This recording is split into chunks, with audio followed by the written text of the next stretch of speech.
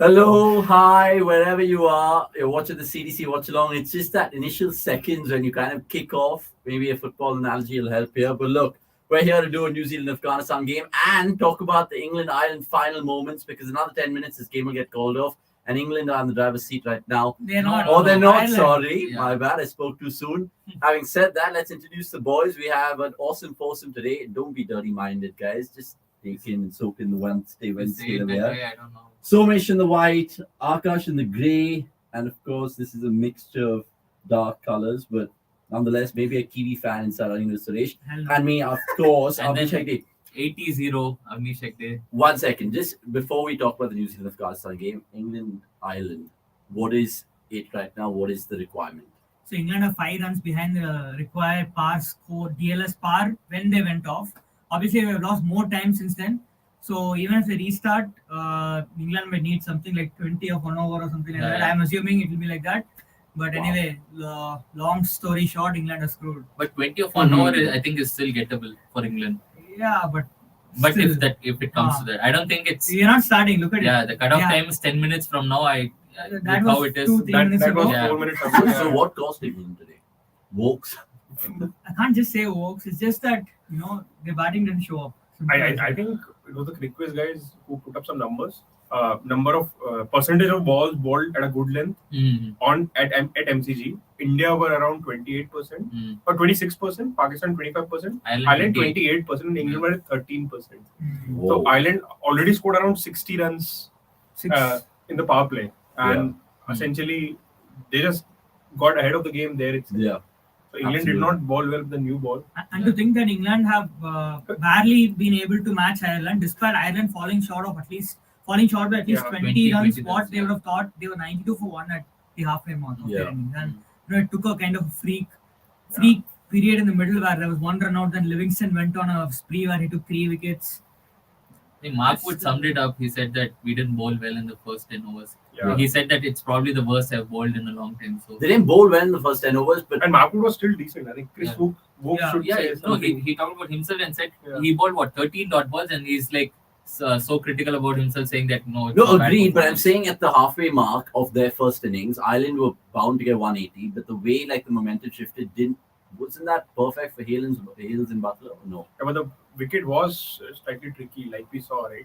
I mean, Ireland was just bowling at the right channel Yeah. and reaping the rewards. And one thing is, England are pretty much a power play bowling side. They're not good at death bowling anyway. They don't have death bowling options. Correct. So if they screw up the power play, then it kind of messes up their entire bowling innings.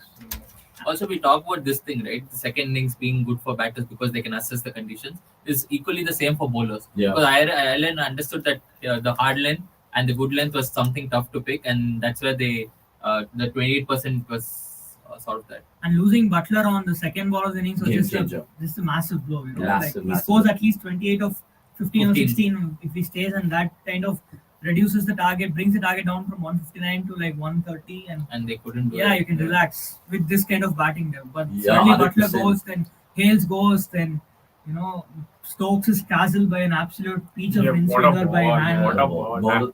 Hand ball of tournament so far? And Hand of ball God. of the Hand of tournament, yeah, God. you can say that. I mean, are there any other contenders? Ball of the tournament? All of the tournament. Harshdeep to Bahaba. Not really. No, It was just yeah. poor batting more. I mean, it was slightly mainstream. I thought right? I mean, Haris that Rauf is- to Rohit was pretty good. Yeah, but again, Also, ball of the it was tournament. very good. Maybe Not Surya really. Kumar Yadav was. Surya Kumar Ah. Yadav was. Right, we'll just give you a quick Yeah, confirmation but in you terms can't of what's go going to all happen over, over yeah. there. But I want to ask the boys about rain and how much of a subplot is going to be playing in this World Cup. We saw It's how called off. against South Africa, Let's see. it's called off. It's It's called called off. Wow. So Ireland Yeah. have got the points. I Yeah, I didn't think get so. the points. I think so. We'll just confirm Yes. that. It's Yeah. hilarious because England are being done by English weather. If you know, you know. Come And on, this back is to a me. big upset. And reminding all you guys right now, we put a poll in the YouTube chat where you guys can get interactive whether Afghanistan can do an island, basically meaning if they can beat New Zealand. And it's honestly like so good to see because everyone's talking about India, Pakistan being washed out, but then you face England and Ireland, honestly. Melbourne Wow. decided that was the day we wanted cricket, and this is the day we wanted rings. And subplot, I mean, I love this. This is so the biggest fear has been, Rain. not just rain. You think about all this. Oh my God, what if the World Cup turns one-sided? Only 2 matches will matter in a group. Every other match is pre-decided and all. And now you have Ireland deserve to win. Let's be honest. It's not because of rain that they won. Yeah. They were genuinely better than England and in whatever the number of overs they bowled, 36, 35, whatever. 35. Jeez. So We'll just give you a quick confirmation of what's really happened out there in terms of the result. Meanwhile, download the cricket.com app to stay updated with everything and subscribe to the YouTube channel. And of course, New Zealand, Afghanistan, the toss will follow. But remember, it's happening at the same venue, pretty much the same pitch. So we'll have to see how the That weather will be plays delayed. out. No, that will Yeah, be delayed. hopefully, No? yeah. It's raining, so short that, time, yeah. I guess. So Ireland have won by 5 runs thanks to the Duckworth-Lewis method. DLS coming into a good way to really help this Irish lot. And they got the 2 points, guys. They got the 2 points. So this, what I does mean, it mean for the so group? already in this group, we've seen upsets. New Zealand Yeah, beating Australia, Australia beating Sri Lanka. That's not a Of course, And of course. yeah, of course. Australia beating No. the Asian Asian champions. Sri Lanka beating Ireland. That was also surprising. Yeah, 100%. So now, what does this mean for the Australia-England game on Friday? It's a virtual everything knockout. virtual knockout. Actually, Yeah. my But I don't think so because of this result. I don't think it's a virtual knockout because I still expect a few more results to go this or that way. No, Yeah, but like, but essentially, when if you England lose to- loses that, I mean, it's going to be very Very difficult. Okay, quickly, I- yeah. We'll know the fate of Australia England better after what happens in the Afghanistan New Zealand. Yeah. If New Zealand Of go course, 2-0 of up, course, of if course. New Zealand go 2-0 up, then you are right. It's a virtual knockout match Yeah. of sorts. But if someone loses 2 games in the group, aren't they already out? No, Not really. Unless everybody are on. Yeah, if you're in similar- a group like India's, maybe, but in this group, not really. Actually. Okay, let's see how like. But would you have imagined a day where you'll see Mike Hussey in in England's camp, and then Vettori in Australia's camp? Only thing missing is what Wasim Akram in India's. Maybe once I just looking at the England scorecard, is Milan cost England? No. British Arms, Arthur and Hales cost England and Stokes. Simple as and that. Stoke. But I think the bowling first 10 overs was kind of the difference. 10 overs made a huge difference. Josh Little. Or they dropped Two for they 16. dropped 3 catches. So maybe if they had caught hold of one of them, Oh yeah, and Yeah. 2 back-to-back as well. We Yeah. all went ooh and ah in office, but man, I want New Zealand, Afghanistan happened. And actually, just think about it. Ireland were better in selecting the team based on venue than England. yeah, Ireland dropped a spinner to pick a pacer. England actually went Who they ahead drop? and Simi Singh. Simi Singh, Yeah. Simi Singh to include hand, and he bowled and just Yeah. Fionn. They got another hand in the locker. So there you have it. Ireland winning by 5. And it's not the first time they've beaten England in the world event, remember? Not too far away from here. They beat them in the 2011 World Cup, which was all we were reminiscing about that win. But it's always good for Irish fans to get bragging rights over English fans. Like, Okay, they- honestly, How many Some good years Irish down today? histories. 10, 11? yeah, If you're an yeah, Irish sure. fan. There'll be lots of Guinness flowing, 100%. This is a turning point, is what Wow. ICC came, I think. Yeah. Butler wanted to hit them the next week. But maybe the wicket of Harry Brook, maybe. Yeah. Let's take the first comment of the day. It comes from our in-house man, Basta Parida. We're missing at office, or not really, I don't know. Argue. Wow. Oh, Oh, no, wow, no, Shastik. Oh, Basta, Shots fired. nevertheless, good to see you. Ireland coach Henrik Milan told me in an interview in June how much 2022 meant for them. Absolutely stoked for them. Yeah. You look back at how this year's progressed for the men in green, Ireland in this case. And it's good wins, good series, close fought games. They gave India, of course, a run for their money. But this one sit pretty on top of the pile. again, now along He's got his hand in hand. right moment to bring up this question. Yeah. Is this enough evidence to suggest that we should be done with qualifiers altogether? Like, why? The whole point of qualifiers is that these teams are not good enough to Exactly. beat the main team. So, why Basically, make everyone your play concept everyone? is the whole Euros Four, concept, right? 16? Yeah. 16? Four Four, groups. 4 groups of 4. Yeah. If India lose, so be it. Yeah, and it's a round That's robin. what an authentic World Cup is supposed to be. Exactly. You don't see, in a football World Cup, Brazil, Argentina, and all these teams we preserve so that Yeah. they Look can at get the. Except Afghanistan. And in that everybody are format, on- there will be certain 2 points. groups of death, right? You might have like an England, India, South Africa, and maybe like a UAE. Just have England, India, and just 2 lower ranked teams. That's also fine. But England, how do you pick teams according to the ICC Rankings. rankings, right? Yeah. basically go back to what 2007 World Cup was. Exactly. Yeah. Exactly. If in 2007, India, Scotland, Pakistan are on group, if I'm not wrong. Yeah. So they had 4 groups of 3. And then Bermuda also. No, Bumrah were not in the Yeah, they have 20 4 groups of 3. 2007. In 2007. Yeah. Kenya were. I'm thinking maybe they had Sri Lanka scored more 260 groups. odd. Just, maybe 4 groups of In 3. 2007 4 was groups Dwayne of LeBron. 3. But yeah, they've changed it big time. They've always changed it. T20. Livingston did still Yep. best. So Bastava is informing us that they're doing away with qualifiers. I think it will be a 20-team tournament. No, I'm talking about, even in 50 overs you can What's finish it? the- 20-team tournament. Yeah. So who are the No, rest no, for? 16. 16. 16. I heard it's a 20. No, it will 16. eventually get to Okay, that. eventually. So 16 meaning these pretty much these 16. Yeah. Who else is in contention? Nepal's. But wait, are they really doing oil qualifiers? Because I heard something like the top 8 will qualify for the World Cup automatically, Super 8 automatically next year. I saw something like that.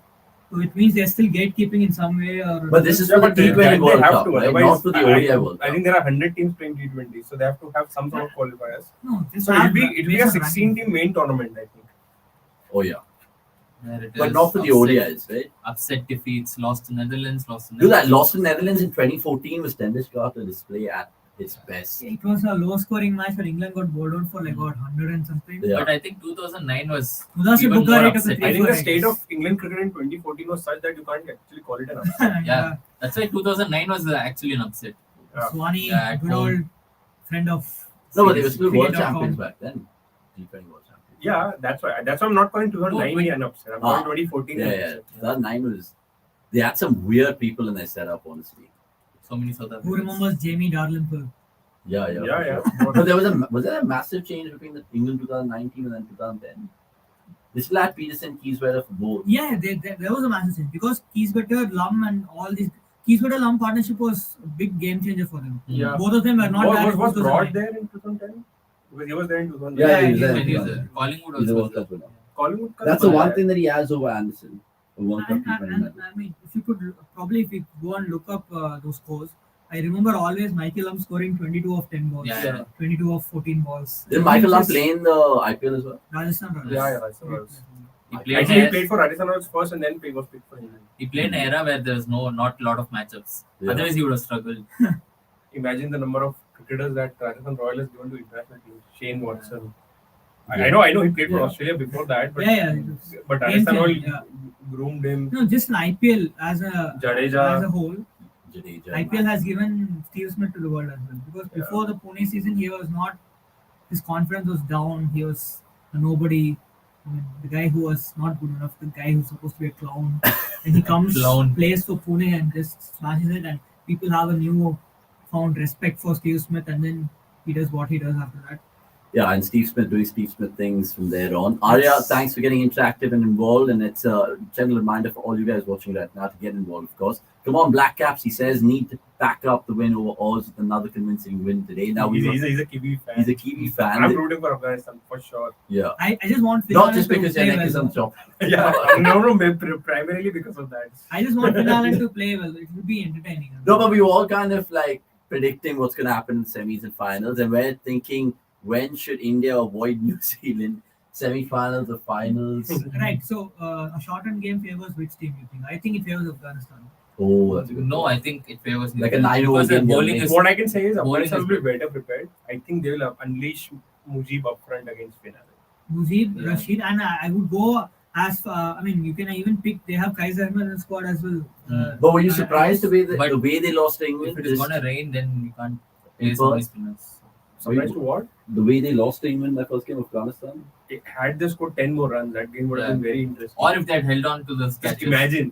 they dropped three catches. England would have been 2 down, lost to Afghanistan. and Plus, then- they're providing some clarification on what to. Yeah, so basically, yeah, 8 teams will go straight. Other teams will be picked on the basis of the pathway qualifiers and continental qualifiers. The main Yeah, tournament will 16 have teams, 16 teams. Basically, the week before of this Yeah. World Cup will be So other. Scrap. If you guys are wondering who the other teams are, it'll be like Uganda, Kenya, Nepal, Singapore, Yeah. Hong Kong. I just USA, wonder Canada, top 8 as in 4 from this group, 4 from that group, or whoever has the most number of points, net and rate. I think What's that it should going? be Did top USA eight. qualify for the 2024 tournament automatically as hosts? they should, right? Because they are hosts. Yeah. So we USA. will see Nochan. Maybe. Holy shit! And I'm pretty sure if Holy shit! I'm pretty So sure USA they'll- and West Indies qualify. Yeah. I'm pretty sure they'll have India, Pakistan, and in Florida, not in West Indies. In Laura, Florida. Oh yeah, but remember when they had that Yes. Sachin versus Shane Warne's team in like a baseball stadium? Yeah. That was. Akram was Chicago. playing also. Akram, everyone was. Akram Akram was Mustaq bowled. Sachin Yeah. up some. Did Sehwag play? Teesra. Seva was Yeah, Seva Sehwag against Sachin. sang, sorry. And they had this snow something, right? That Yeah, was- they had snow as well. Yeah. Snow stop. There was Callis, there was Ambrose, Walsh, So- everything. But who are the other products of IPL to international? Products of IPL to international. Yeah, Let's is have it not like, what just do you mean? international cricket, not just Indian cricket. Yeah, international Yeah, cricket. yeah. Let's forget about Indian cricket. They call Warner one. No. But Warner There's is- so many, bro. Why wouldn't you? Warner No, actually. Pollard. Warner Warner is- scored at 88. Pollard? Pollard. Pollard is one. Pollard, Yeah, 100%. Pollard for sure. Yeah. You could just Then take even Narayan. yeah, Narayan also. You can even go as Although far. Narayan hardly CLT played international 20, cricket for yeah. West Indies, but yeah, he did. You can even go as far as saying Faf du Plessis. No, No. not really. By the time he He started played playing in 2011 24, World Cup, yeah. Yeah. For, so Oh, he was yeah, a that's regular. And 2012 was that When advent did now. CSK sign him? Or 2013? 2013. He was But there at started CSK playing since by- 2010. But Yeah. No. he didn't play. 2012 was when he first played. 11 he was there. He didn't play, but 11 he Yeah. was there. Liam Livingston? No. The IPL is the last thing he's cracked. Bhanuka, No. Stokes? Stokes also no. By the Come on. time he, Let's think of Australian players. That's probably Maxwell? no. Marco Jansen. Yeah, Marco.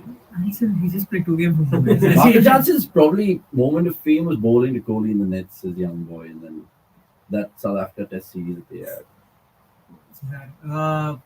Odin Smith. Tikshna. Odin No, Smith. Tikshna. Tikshna also played in that Yeah. series. No, not him. Miller, was he already playing for South Africa? Yeah. Yeah. He was. Miller was any You have to Englishman think that comes of to like mind. tier 2 players. With Tier 2 players. not these tier 1 guys. Tier 1 guys, you can only think of Watson. Sean Marsh. Yeah. Sean Marsh. Sean Yeah. Marsh, Sean of course. Marsh. How can you But he forget? never forget played that. too much for Australian T20s. Still. Yeah.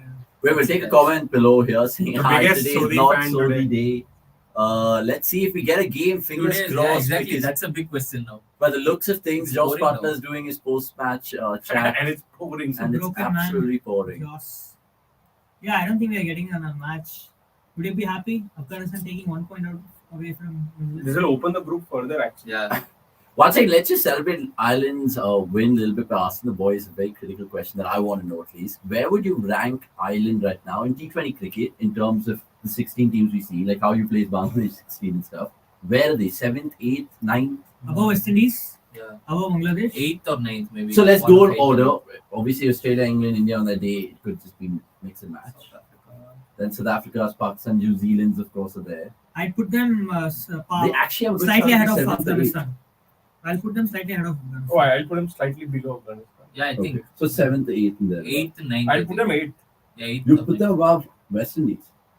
Yeah, At this the point, moment, every- And not unless, just because unless, of- unless West Indies select a proper team, Would you put them in front of Sri Lanka? No. You wouldn't, right? So like I have better spinners, probably. Yeah. Better match winners. Yeah. So it's just that Ireland have, compared to Afghanistan, they almost have like right now more big wins than Afghanistan in like major tournaments. I understand Afghanistan are a very young team still, but they need to win, make up. I mean, score upsets True. in this tournament because their players are peaking. It's not like True. Russia. So say if Ireland take on Netherlands, Bangladesh, Afghanistan, Scotland, Ireland start favourites in all those games. Yeah, except Afghanistan. Apart from Afghanistan. Yeah. Another thing that Ireland will have come a long way. tilt it in Ireland's favor is that they can play across all conditions. Mm. I don't think Afghanistan have developed to a side which can play all conditions. That is true. Yet. Australia, Yeah. meaning. Yeah. Here's a Australia, question for England. you guys because we've seen what only you think one Irish player in the history of the IPL, Owen Morgan. I mean, technically. Who else could make it from this? I'm thinking Harry Tector could get Camphor? it. Sterling If could Van have. Yeah. Deusen's getting a Sterling nod, could have. Yeah. Sterling. Camphor. Camphor. Curtis Camphor. But there's so many times we've seen international open like Hales and getting a chance. Where will Sterling fit? Yeah, I'm saying even people Hale like would have gotten a Dockrell, chance. Hale would have played all games this year had he Yeah, not yeah. pulled out. I mean, Dockrell's like he a deserves to play. Marathi version of Mitch Santner, right? But he doesn't bowl a lot nowadays. Better batter? Maruti was mid center. Better तो mid batter? center क्या है? So Maruti Omni. Better batter. Better Doug batter. Bollinger, I don't remember him. Yeah. Yeah, he is- Good yeah, shot. Good, good shot. shot, Yeah, actually. good shot. Doug Bollinger got, I think, cleaned up in one IPL final by Dwayne Smith. You know, that came 16 of 3. And Dwayne Smith played actually a Kohli shot, like how he played a Ralph, like back flapped out of a 6. I have to take No, a that was important call. Important goal. I'll be back in just a moment. Format to a lesser From extent, Peter maybe. Della Penna, Yeah. the James- Netherlands game. No, I think the game you're talking about is not Bollinger. Oh, was that? James- Dwayne Smith, right? Yeah. 16 of 3. Yeah. That was Hilfenos. Oh, that was Hilton. Hilfenos, yeah. Oh, okay. Because Bollinger had by then had just done And, and and dusted. that was a time where CSK always had an Aussie pacer. Either an Aussie pacer or a Proteus Yeah, all-rounder. Markle, and then we Or a had Kiwi all rounder. They had Cyrus, Oram. Oram. Yeah, Who else? that's it. After that, it kind Andre of stopped. Adams. CSK had Andre Adams. Oh, CSK. But yeah, I'm just thinking about the whole thing that he just brought up. If it is like a 10 over 12 over game between New Zealand and Afghanistan, I want to see if New Zealand shift their batting order. It'd be fun if And Kane Williamson will swallow his ego and put him down. I think that will happen. That will happen Glenn for Phillips. sure. Yeah, 3. Glenn Phillips at Keep 3. Williams at 8 for all that matters. Glenn Phillips at 3, and probably Nisham at 4. 8 भी नहीं यार 9 Saudi about. Yeah. Basically, don't bat at all. Just don't come out to bat. Maybe Ferguson and But they argue that, Bolt he's the best player of Spain, Yeah. blah, blah, blah. No, but technically, like numbers wise, also Glenn Phillips is way better than him. Oh, 100%. Yeah. No, in fact, actually, we were looking at this stat. Chapman also. So if New Zealand have to like go into the Super Bowl, who will they send up? Phil Allen and Phillips? Finale Phil and Allen. Nisham, I guess. Yeah. But Phillips has Nishan's the third batter. but Yeah. Nishan's in like seven also. Right? Oh, are we He was a discussing New batter. Zealand in a super over? Yeah. So, Nisham walked out. I was asking the boys the other day, if India have a Super Over, who are the 2 batsmen you'd send out? And we all had different opinions. Sky, Sky, Pandya. Sky Everyone Pandya. thinks Sky first. He was like Kohli first. I'm saying no. I'm saying Rohit first. Sky, Pandya and Kohli. Yeah, Sky. Rohit and Hardik for me, Rohit is not a. Okay. and then Sky is That day definitely Kohli. It was supposed to be super over Yeah, that day because he's batted. he was in touch. Overall, I would say Sky, KL, Rohit. Because basically they have more But scoring options. Rohit's won our only Super Over at the bat against New Zealand. winning Yeah, 20. Rohit मैंने बोला ना भाई Sky, KL, Rohit. Then Rohit, KL. it's the same Rohit who couldn't chase 6 runs against Shami. But so Yeah, proud. super overs are Australia. gambles, obviously. Oh, I love Anirudh and Akash and how they always just choose Rohit or Kohli to pick on. It's insane. And still they thrive on his Twitter, like so follow them respectively, both of them. He doesn't have a Twitter Spitting account. So there's facts. no He point. does. It's just that he's hidden No. it. Let's have that. If you find his Twitter account, Yeah. we'll give you a gift voucher. 100% a CDC goodie I- bag if you find this bloke on Twitter. I can show you the. But yeah, the sad news is you can see at the bottom, New Zealand versus Afghanistan toss delayed by rain. But the good news, in terms of just a neutral cricket fan, England have lost by 5 runs thanks to the weather. It's like the whole the world DLS. is united against England. Like we don't want England. Like to you win. keep saying anyone but English, right? That's just a That's title a from book a as book. well. Yeah, works out. Even in Mike football, Monkeys. it is. Even in Anyone football, it but is very. I was watching Mark Wood bolt today and thinking, damn it. Just imagine if they had Archer as well. But bro, if I was an English fan and I'm watching Wood But bowl, I was actually thinking the other I'm way around. scared. I was actually Imagine if thinking they the had other way Mark around. Wood. What if Mark Wood breaks down? Then England might. That's what I'm just- saying. Like every time, like he's a great bowler, and like we put out videos saying no pace and no substitute and stuff. But it just feels like his bones are made of glass. Like you'll never know where he Well, just. that's But if because Wood the bases- goes, is that done enough of England? So who comes in Jordan? Even with Wood, it feels like. No, they'll get Gleason. Oh, But he's Glees. not in the squad, right? He's No, in the I reserves. mean, like if he breaks down, obviously they'll Yeah. get a replacement. But I think they're overdoing with folks. They could have easily picked David Willey Yeah. because essentially Vokes has never been But a that's what- T20 but player. that's That's what they trying to hinted turn him even into a in- T20 player. Even Atherton hinted that in that little Sky Sports chat they had before this game, and they were saying that Vokes might not play because of the long flight. I don't know what that meant. Or even Mills could have been. But why was there Yeah, a niggle? But Mills is not a power play bowler. That's the Okay. see. The concept is that they had to replace. But for England, the last 4-5 games, a Top- power play bowler doesn't matter But because they're bowling probably he's anyone. an all-phase bowler. He's Yeah, not essentially a power No, play but he bowler. was their most wicket That's wicket there. taking option in That's the power there, but- play, and they wanted to replace that. They either had the choice to replace that or at death. And at death, Sam Curran was anyway bowling well, so they had to just get in a power play specialist, which Yeah, but anyway, You can't Stokes say is bowling today. in the power play. Mark Wood is bowling up over a 2. is just bowling one. That's why no. So that is why I'm Vokes saying bowled if two in the not power Mills, play. then pick Willie. I mean, So if better it's- to have two left arm pacers Basically, than it's- two right arm it's- pacers.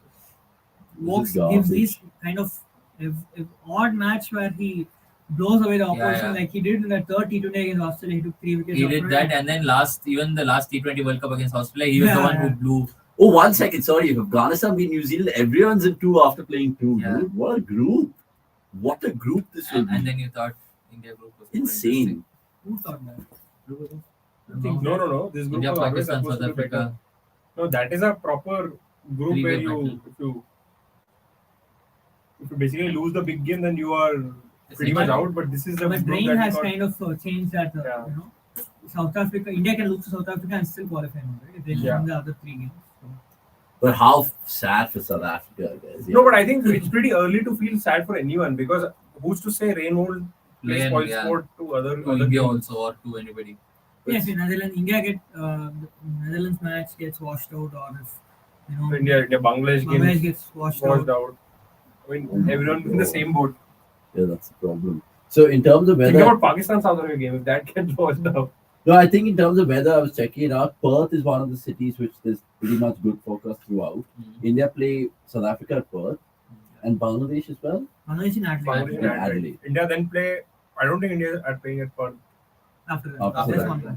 because they're playing Zimbabwe and Melbourne, and then two semis are in Yeah. Adelaide, Sydney. So final India's again. two venues, my which is God. Sydney and Melbourne, are rain. Shit. So there's still so much the World Cup left, and like these boys are saying, rain could really affect other games. I mean, we Tomorrow's a triple header as well. So rain Yeah. with Bangladesh, South Africa, and But I if there's think some it is shit not which at the happens, same two way. matches in Perth, right? So it doesn't Yeah. matter.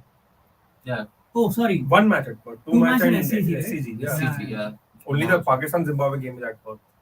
So what is the first game? South Bangladesh, Africa, South Bangladesh. South Africa, Bangladesh. Good for South Africa getting to play Bangladesh at Perth because and then They're we not who- getting. who They're to playing say? at Sydney. You're getting confused. The last two. Oh, South Africa, Bangladesh right, at right, Sydney, right. and then Yeah, India, yeah. Netherlands is at Sydney, yeah. and then Pakistan, Zimbabwe. But, is at e- Perth. but Oh, so even we don't want And good rain for to come in the Bangladesh. first game. no, even then Bangladesh pace is pretty good. Taskin Ahmed Pace might is be. pace, yeah. Yeah, but we're saying that on the back of one stupid Yeah. game. No, but he's been bowling well. Agreed, Did but you you see how expect bad- that from him because he's anyways spearheading that attack. See, it's not Yeah, like that's Sydney's going to be a ranked turner. We've seen Sydney is a Yeah. flat wicket. Yeah. Out of all the Flat venues, I pitch. honestly think MCG is the best place to bowl spin. That was maybe earlier, because not of the anymore. longer boundaries, I guess. Longer boundaries, you're getting your spinners in the scene. Not anymore. Did you see Pakistan the and India-Pakistan game? The spinners are getting That smashed. was an anomaly, but like generally, I think Rashid No, bowled I well think today. this pitch has been relet. Shobha and I were discussing this yesterday itself. I think started in sometime around 2021 after that Cook innings. Yeah, This the pitch is relayed, and the Yeah. new big wicket has spice in it. And Zampa was talking about And this. that spike essentially helped India to win the MCD test recently when India bowled out Australia for 195 in the first game. yeah. So the MCG has changed over the years, no doubt about that. But look, still Shane Warne's home runs. Expect Spain to come to play at some stage. Oh, yeah, Ireland day absolute 45. cock a hoop, by the way. And we'll give you a word about the New Zealand Afghanistan toss. I think the weather is easing up, but we will probably get. He's just You know like, what? He- Yes, pata bhai. He's a hopeful. Like, No, what? because I just saw it. I just saw it using the cricket.com app. What did it say? It's saying that rain prediction. the rain is. Like Bran from Game of Thrones war being into It's saying crows and all and checking if the rain is. Yeah, the rain has kind of eased out. it's not eased out. It's like hammering again. Okay, I think. Okay. Maybe So what are we doing now? different Are we gonna? sort of. Take I think questions. we'll have to have lunch here. Take questions. So we'll take questions, we'll get involved as well. And just a reminder to all of you guys watching for the first time, subscribe. There's lots of experts going to be joining us in tomorrow's Watchalong and today's Watchalong, hopefully. But if you it know, best happens. part, 2 miles away from this venue, there is another venue where there is a Roof. roof Yeah.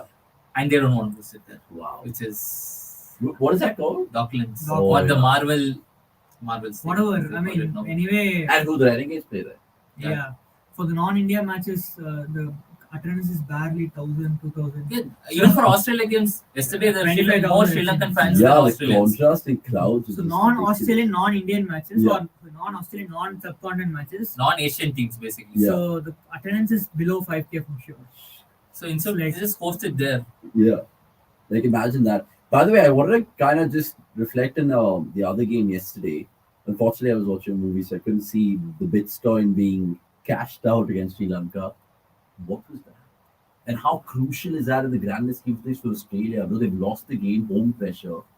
You get that vibe of 87 champion, and now they're 92, they're hosting the World Cup. And losing the first game to And New losing the Zealand. first game to New Zealand. So there's some science parts. Raining the studio as well. Wow. So yeah, how crucial was Stoinis and how crucial was that win, more importantly? As an Aussie fan, and then you get Huge. I mean, to get the run rate down from minus 4.4 to minus 1. 1.1. Did you expect it at the time? 1.5. You expected the win, but did you expect Expected a the way win, they but finished it after off? Maxwell got out, Yeah. I thought they might either lose or Yeah. just get over the line with 6 or 7 balls to spare. Yeah. But damn it, Stoinis one of those days where Was it just that guy being so good on the day that Sri Lanka couldn't do anything? I know Hasaranga would never He want to couldn't track do his figures. One is that, but Hasranga's bowling was bad. He just kept bowling those fuller lengths, which is easier to access and hit, True. instead of And- like taking it back and then. Could Shanaka have done something different? He did everything different. tried He himself. bowled. Yeah, he himself bowled. He got in Chamika's over, which was very good. Both his overs were good.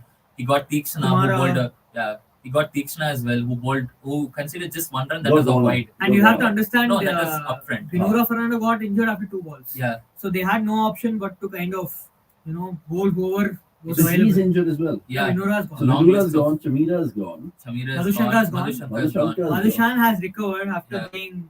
So they're basically going to be bowling with spinners. Do they have that Patirana guy?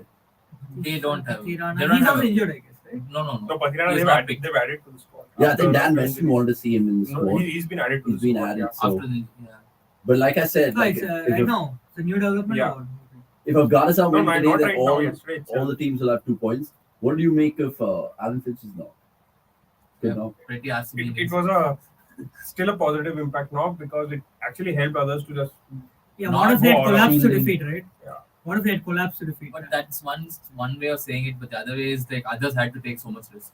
That's fine, Because- but they actually won like way before That- the overs got done. Yeah, that is because in between Maxwell and Stoinis, they scored 80 runs of 30 balls, something on those. But Yeah, lines. but even if if you they look at had it, scored right? 80 or 50 balls, they would have won because they Yeah, actually just net, went on to. no, but the net run rate is the biggest thing. But winning But first yeah. is more Yes, important. Orange first. More than they could have hoped for before the Yeah, match because started or at the He halfway held mark. off one end. And after losing Warner as well, they needed Finch to stay. But Warner also, they lost only because of him. No, He had not put so really. much pressure on Not Warner that really. he had to. No, No. look at the scoreboard till there. He had I played think Warner 13, got out 14 in deliveries. the third over. or Yeah. something like that. But It- still, Warner it- got it- out. It's not taking risk. He And actually, chipped it to honestly, short extra cover. So, Lahiru Kumara bowled an insane Yeah. spell early on. I mean, Yeah. it was just difficult to even get bat on ball. Hopefully he remains injury free. But otherwise, they won't have anybody pace at all. They'll probably get Chamindavas, Malinga. The point is, these kind of knocks, Who else can Sri Lanka beat in this group? They played New Everyone. Zealand. everyone Everyone. can beat everyone. I'm not making any picks, so no, they can beat everyone else. no point. New Zealand are like favorites to qualify for this group now. Oh. Okay, come on. Is it raining or not? Show us live. Show us some pictures. visuals, guys, because we'll keep giving you updates. And appreciate all the people joining us on this Wednesday afternoon. Happy Diwali, belated Diwali. How was Diwali for you guys? Nice. Somesh hosted me. He made some absolute amazing Indori poha. It was good. Seriously. Wow. Why did you not bring it? Because it was so Yeah. nearby. I was literally going past his house. Yeah, and he was like, I get "Aaja, someday to Aaja, bhai." Yeah. So, Let's get it on Watchalong. yeah, but no crackers so far for me at all. Like, I've generally not enjoyed it because I've had a dog for the longest time. But No crackers have for me in you the guys past decade. partaken in polluting the atmosphere? Not in the last 12, 13 years. Not- And this is not a true forced crackers. CSR initiative that I'm trying to get out of their Only mouths. noise pollution Absolutely not. from our predictions. Yeah, but happy Diwali to all you guys, and I think may the prosperity continue. Right. Just how many times did you guys go back after that India-Pakistan game and watch the highlights? To be really honest, I None. watched it only twice. Same. I watched it. Because- only because- twice. No, And then I no, watched no, it no. in English. I'll tell you why. Because that was also forced yesterday, Australia, when there was a break when Maxwell got hit, they forcefully fitted that one in. And today, when there was rain delay, they fitted in. Yeah. That's the only 2 times I've watched it. Apart from that, maybe I would have watched that shot like 5-6 times. I can tell you that. But apparently, The shot that was- last over, there's everything there that you see in cricket apart from a 5. There was a 4, Yeah. there was a 3, there was a 6, No there ball was a free hit. 2, there was a no ball, there was a White wide, ball, there was a wicket, there was stumping, there was run out, run out, I'm out. which also looked like a stumping. there was And bold, should be- I think it was There was called bold, a stumping, bold. but it is supposed to be a run out. You have there Pakistan was players, buys. there was buys. There's controversy. And Pakistan held Yes, on to a controversy. catch. Controversy. Pakistan held on to a Pakistan held on catch. to a So So many things. Has the rain There was stopped? a drop. It looks like sky is clearing. Clearing. Yes, it is clearing. It is clearing. What is- Biggest upsets. T20 World Cup Come so on, far. beating West Indies is not an upset. It is I mean, ridiculous. that is still. I mean, you'd say that because they're two-time champions and no one's won the World Cup more than West Indies. So That's the only reason. that's Yeah. the West only Indies are the reason. luckiest team because they rode on this champions thing for 5 years. True, but like, And look at, also in ODIs for Yeah, so exactly. long. That's what I was thinking. What is 5 years? They've been doing that for 30 years. but there's a huge difference between that last year's team and this year's team. They're clearly in transformation. West Indies. West Indies have been in transformation for a very, very Yeah, long like- time now. Yeah. They're just mediocre. I don't think they're in transformation because look at the age of all the guys. Yeah. They're supposed to be peaking, right? To be It's not- Purin. To be Puran, honest, yeah. it's like a very, I would say, like a Liverpool team. Yeah. After that, all the highs, they'll Liverpool under take Roy it. Hodgson. Yeah, basically. yeah. Liverpool under Roy Hodgson. Maybe next 5-10 But years. who's we'll the see spine a- of that West Indies team right now for the next 2-3 years? King. Purin, Puran is Holder, the only King. Puran, Hitmaier. Akil Hitmaier. Hussain If he definitely. catches a flat Brandon shot. King and Puran, I would say. And Oh, we are Myers forgetting the also. Pacers. Myers. Yeah. Pacers are going to be Because people. Joseph. there is no one to Alzari Joseph is. Azhar Joseph is Definitely. quality. Yeah, I yeah. Remember Alzari. the name. remember the name indeed. Where is our white SG? Oh, we were playing with it outside, honestly. Disgraceful. SGs and the Kukubas, the difference is absolutely stark. The toss has been delayed due to rain. India versus Netherlands tomorrow, by the way, so you guys can join us for that. Hopefully, there's no bloody rain. It feels like all the games have been played in Bangalore, which are Oh, ridiculous. by the way, I checked And there is the... no rain in Bangalore. Exactly. Weather for Yeah. Bangalore is clear for the rest of the week. which is a big surprise. I guess it's not raining. I guess it might have stopped raining. Just check. Come on, where is... Akyudar where are our questions? correspondence. Nice. Well, speaking of correspondence, we did an interview with Dinesh Karthik's father yesterday, at least Sandeep did, and we put it out. And the stark similarities Between them. between them is quite good. It's stuck. It's stark. And he was like, no, I'm not in Sydney only for Oh, hey, here we are. Here is here our we are. expert on island cricket. Pramod, how are you feeling? Yeah, happy Diwali to both first and foremost. How are we? I thought Thank you, guys. You were rooting for Ireland Yeah, for a very long time. Yeah, absolutely. I was rooting for Ireland, no doubt. There's very little doubt about that. But yeah, good, fantastic win. I think it really opens up the group as well. With I think four teams, 5 teams having 2 points. I think right now. So yeah, overall good. I thought they were at least 10-15 runs short with the way they were at the halfway stage, but they pulled it back with the ball and a great win in the end for them. Yeah, but who do you think is was the game changer, if I can use that word, for Ireland? I think with the ball, I think the wickets that Josh Riddle got early on, he dismissed Hales and Butler. I think in his first 2 overs. So I think that really set the tone, and I think Ireland made a smart change as well when they got in Fionn Hand for one spinners. Yeah. So we were actually With, discussing this. That Ireland actually selected well based on the venue, because they must have absolutely. Seen how the pitch behaved during the India-Pakistan game. The paces were actually better, and England just went at the same thing, whereas they just dropped a spinner in a pacer. Yeah, but I also, unlike Pakistan, Ireland had, I think, many more bowling options. I think they had like good 6-7 options with the ball, so they weren't really stuck with one predictable sort of a bowling lineup. So that made it even more tougher, I'm guessing. I think we should have been doing a watch along for this game instead of the New Zealand Afghanistan, if I may add.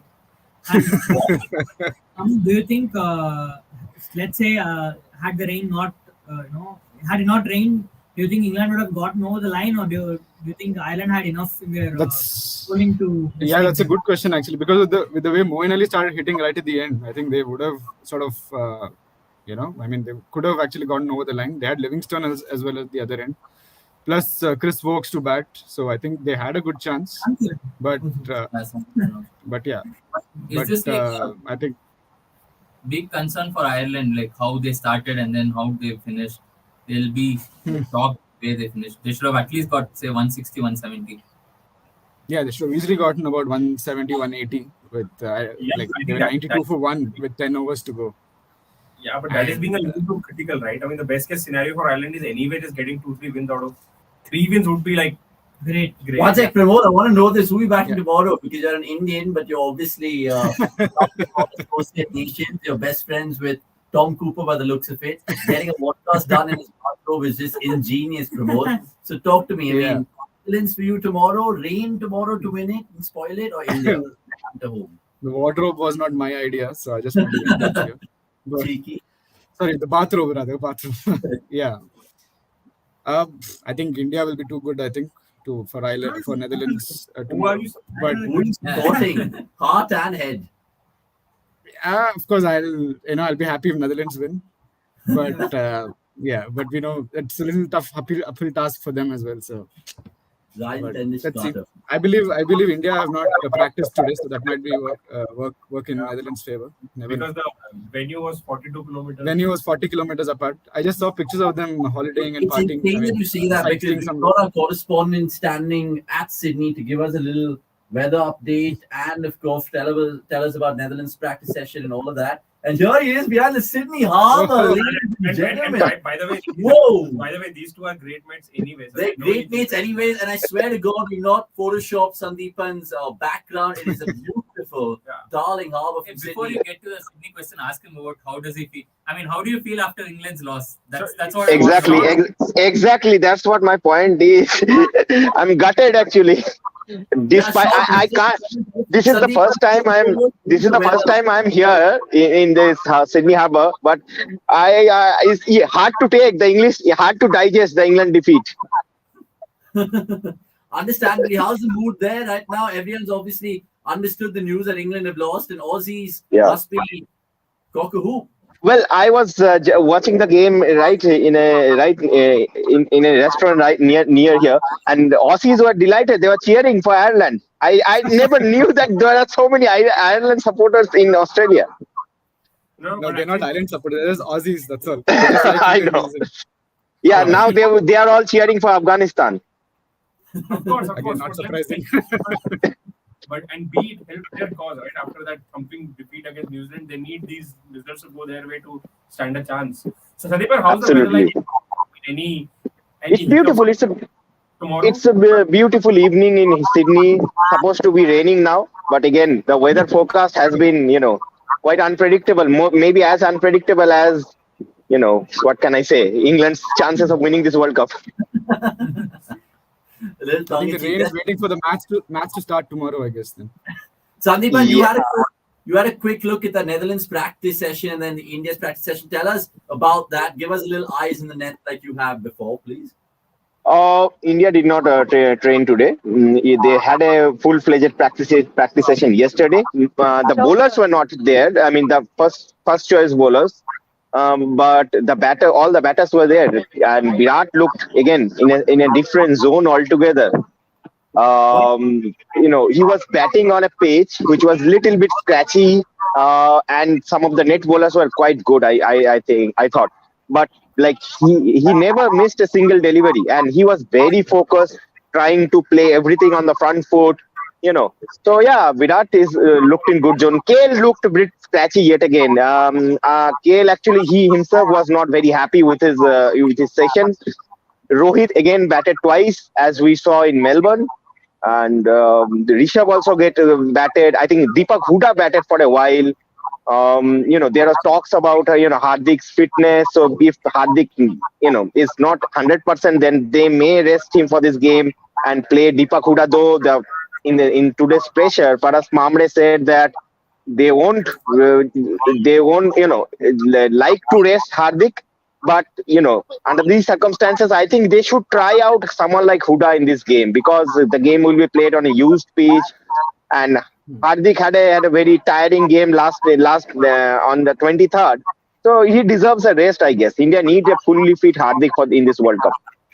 Yeah, but don't you think trying तो चली रही है पिछले 12 महीने से, अभी तो मतलब they should just keep continuing the best so but that they know all the tactics.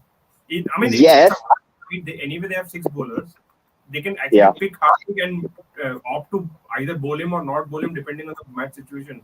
I mean, if the game is actually easy, you might not even have to bowl Hardik or even ask him to bat. But just but the comfort but factor some of the journalists after the India-Pakistan game, they spotted Hardik limping a little bit. So you know how stories are cooked, right, in the press box. Another possible change that I was asking the boys, and I'm not basing it on the last game. KL Rahul, the minnow basher that he is, Sandeepan, do you think he'll get the nod? Or do you think Oh, he is scoring a 30 ball 17 tomorrow. Yeah. As expected, yeah. If Rahul doesn't score against Netherlands, what else is remaining? Anyway, Hardik will get rest, no? So India have KL for Netherlands and Bangladesh and Zimbabwe. Those three games. But interestingly, I think India should go ahead with one extra spinner for this game, because Netherlands batters can be not very comfortable against quality spin. So good time to get a game for, I think, someone like Chahal. Yeah. Yeah, and remember, Akshay Patel just pulled 1 over, so maybe he can get some Yeah, overs but I think as well. that swap has to happen. That has to happen in case of Ashwin and not Akshay, because you Absolutely. need at least one lefty in your. So he's 11. saying to play 3 spinners. And Huda for basically a 4-point. I would love to see them play, because they can experiment against against the Netherlands, because in the South Africa game, India, I know that they will be playing at the Optus Stadium in Perth, but again that game will be played on a used pitch, and South African batters can be, again we have seen them at home that they can be, they can travel against spinners. So I feel in that, for the keeping the South Africa game in mind, India should try out and play an extra spinner here in Sydney as well. Sandeepa, what about the logistical nightmare that BCCI are facing? Apparently, they're 42 kilometers apart from their hotel to the stadium, and there was practice talk. Can you just give us a little light on that, please? Food. Actually, the thing is, BCCI, I mean, the Indian team management were not very happy with the food given to them after practice, because the Indians generally they prefer cooked food, right? But here they are giving cold food like wraps, falafels, or all these things. And some of the Indian players are not very comfortable with that food, so they have asked already ICC for this chain, and ICC has promised them that things will be sorted out in their next practice session, probably in Perth. In fact, Sandeepan, you should look around your surroundings. You might spot a few Indian cricketers there also taking photos. Yeah, Hardik was here. Like maybe I saw social media post of Hardik. He was here in the afternoon. But how do they resolve the food matter? Pickles to be carried like any old good Indian when they're traveling overseas? Well, when this story came out in the social media, I have seen some of the Indian supporters coming out with homemade cook and said that मुझे पता चला कि भारतीय team को खाना नहीं मिल रहा है, तो I have bought food for them. That's the best part about being an Indian. You can find Indians everywhere. Yeah. Everywhere. And Indian food everywhere. Just to wind up proceedings with you, Sandeepan. I know we're doing a show later on WhatsApp Down Under. So have a good meal and wrap up. Just a prediction. Do you think we'll get a game in today, New Zealand, Afghanistan, because the toss is delayed due to rain? I know you're in different cities altogether, but what's your gut feel? A 9-over game like we saw the other day? Oh, well, any shorter game will benefit, I think, Afghanistan. But again, what I am hearing from my friends who are covering this game, I think the weather is not looking good. The weather is at this point is not looking good. Dark cloud hovering over the ground. But again, for MCG, as during India-Pakistan game, we predicted that their drainage system is good.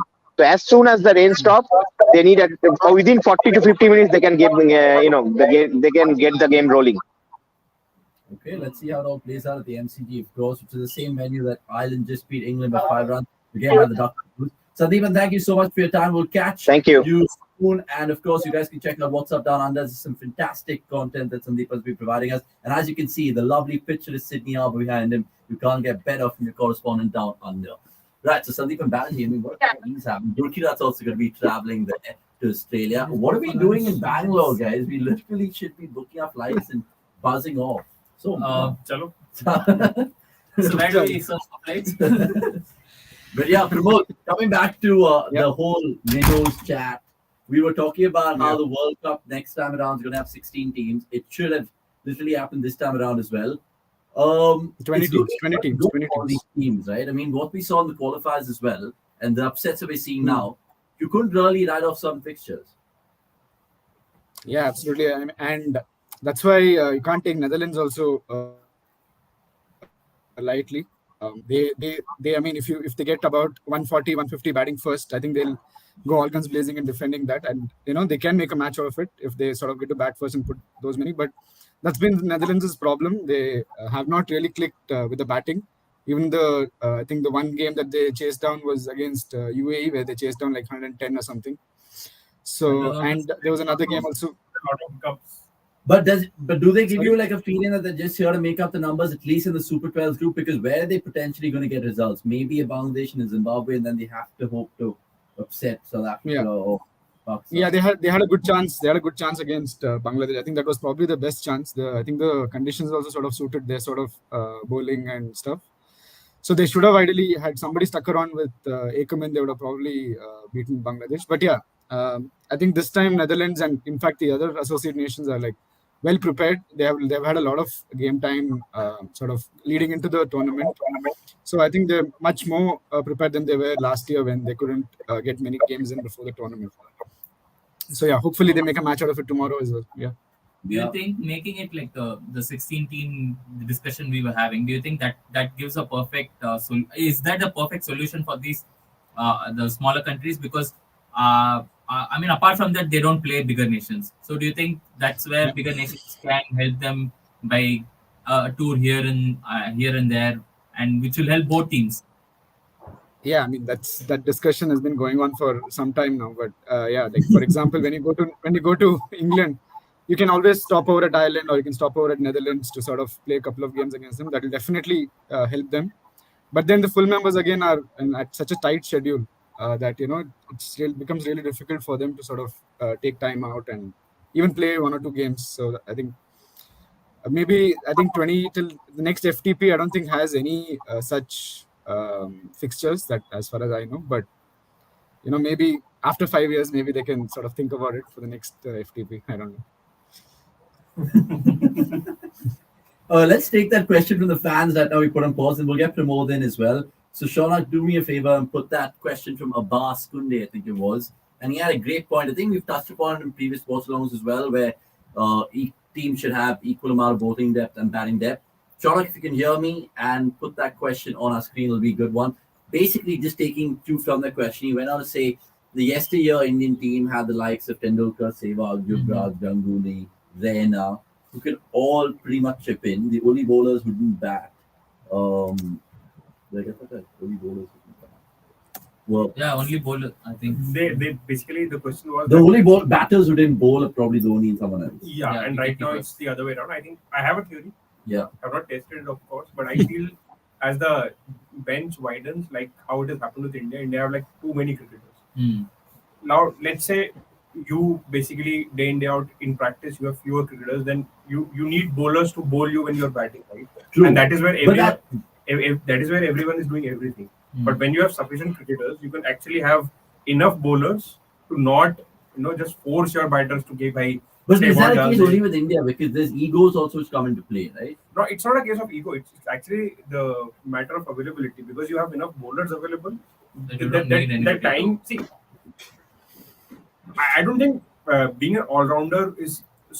It is obviously being excelling at multiple things is you have to have that skill, but it is also an hour of need, right? When your all-round skill develops, if you have enough people to do different jobs, then you won't necessarily want people to be all-rounders. Yeah. And that is what has happened with India. Every state association, every IPL team is empowered enough to have enough batters, bowlers, spinners that they don't really want their batters at an early stage to just roll their arm over to try it out. But earlier, there were not many options. Everyone was doing everything. Okay, fair point. But do you think India the only team in international cricket right now who's suffering from what you're saying? Because India has the biggest pool. But even Australia do. I mean, they have Ellis and Richardson, but they still opt for the tried and tested blokes. No, it is not about. Actually, this is not the question. The question is. Okay, fine. Yeah, I mean, that way. But that's not the case with Australia. Australia have like 3 all-rounders in the top 6. Yeah, Maxwell, Stoinis, and David. And even Finch can bowl. They don't need that. Yeah, Finch bowled in that Gale 175 just there. And I think that ended his career probably. See, Rohit Sharma can bowl, but truth be told, Rohit Sharma could be 3x the cricketer he is if he maintains his fitness, but he doesn't care. That's as simple as that. Rohit can still bowl, bro. I don't think it comes out of fitness. Yeah, it does. It does. Why In not? that 2009 Deccan Chargers, he was not that. Okay, He was young. He was 12 years. Obviously, he was at least 12 kgs lighter than No, forget now. all of that. 12,000 2020 IPL, he bowled an over. and I think he bowled 4 or 5 balls in that Two over. And balls. then in that if I remember it right, it was the game against KKR, and then And he got injured. and then he was on the verge of getting injured. Yeah, he actually held Yeah. held his After shoulder that, and he all. decided I'm not going to bowl. So that's probably the reason. It does come down to fitness, right? Not It's everything is come down about to fitness. Yeah, I mean, talk about Virat Kohli as well and his fitness. So we have a question from Prashant. He goes on to say, one upset happened today already. Don't expect another upset this match. Afghanistan spinners will get neutralized by Melbourne pitch, and New Zealand pacers will be too much to handle for Afghan batters. But there's a different thinking, Pramod. I don't know if you agree with me. I think Nasser and Atherton mentioned it also. The fact that times you like to both spin in Melbourne, even though it's not like a turner, but because of the big grounds, the spinners just come into play. And you saw how Ireland manipulated England's pace bowling and kind of got more boundaries with more pace in the ball. Do you think vice versa that could be a case where spinners will come into the game for Afghanistan and the pacers of New Zealand can bleed runs? Yeah, high chance of that happening actually. We saw, for example, you mentioned the England game. They really went after Mark Wood. They were just giving themselves room and then backing themselves to sort of clear covers. And there was one the only point where that worked successfully was when there was an outside edge of Mark Wood and it carried to Sam Curran at the third man. But yeah, for Afghanistan, since spinners are their strength, have been their strength for many years now. So I think their best bet of getting a wicket is probably forcing batsmen to hit at the longer side. But yeah, we saw them do well. We saw New Zealand do very well against Australia. So I think it won't be that difficult for them to sort of negotiate Afghanistan spinners. This is what I feel. And secondly, I disagree that today's match was an upset. Because Ireland have beaten England in the World Cup. In fact, the last match they played was an ODI where Ireland again chased down 320 odd. So I think this was they've also kind of almost beaten them at the home cricket when Lord's happened. Yeah, they almost did that as well. If Ireland were not bowled out for 38, that they might have won the Test match as well on that day. So. But just come out of Afghanistan, guys. Zaza and Gurbaz, we've seen how they've done so well in this format. They looked a little timid in that first game against England, or maybe England just worked out their plans really well. So hopefully they come to the fore. And we'll get a New Zealand perspective in just a bit through Michael, who's a big Kiwi fan. I think he's joining us from Auckland in just a moment. So, Shaunak, what's that space? And we'll add him on. Coming back to Afghanistan's spinners and sixes template that we've seen. Can they still stick with that ploy, given that Australia, the conditions not really best to their team? It's just I think you back your strengths with respect to conditions, because that's the way they have been playing cricket. Yeah. So don't change it just for the sake of it. If you have quality pacers, then it's a different thing. But if you don't have quality pacers, force fitting just for the scheme of things is not the right way. Because in the Asia Cup, we saw them, of course, like Najibullah was brilliant. Yeah, essentially you're talking about batters, right? So that is the thing with West Indies as well. Or at least it used to be. This World Cup, they were neither here nor there. But what they want, they're essentially six-hitters, which works on a lot of smaller grounds. Yeah. But Australia, you need that extra layer as well, where you're actually targeting the gaps and going for boundaries. This is something that I observed of the West Indies as well. Mainly Nicholas Pooran has been playing international cricket for like 4 years, but still he's very one-dimensional, right? He just has those shots on the leg side and essentially just tries to hit sixes and not really fours, which is. Do you think the Afghanistan batsmen are one-dimensional? That's a fact. They want to go for those aerial shots, which sometimes can hurt you, especially in conditions like Australia, which is why Afghanistan are neutralized further. If this World Cup would have been any other venue, they would have had a better chance. Yeah.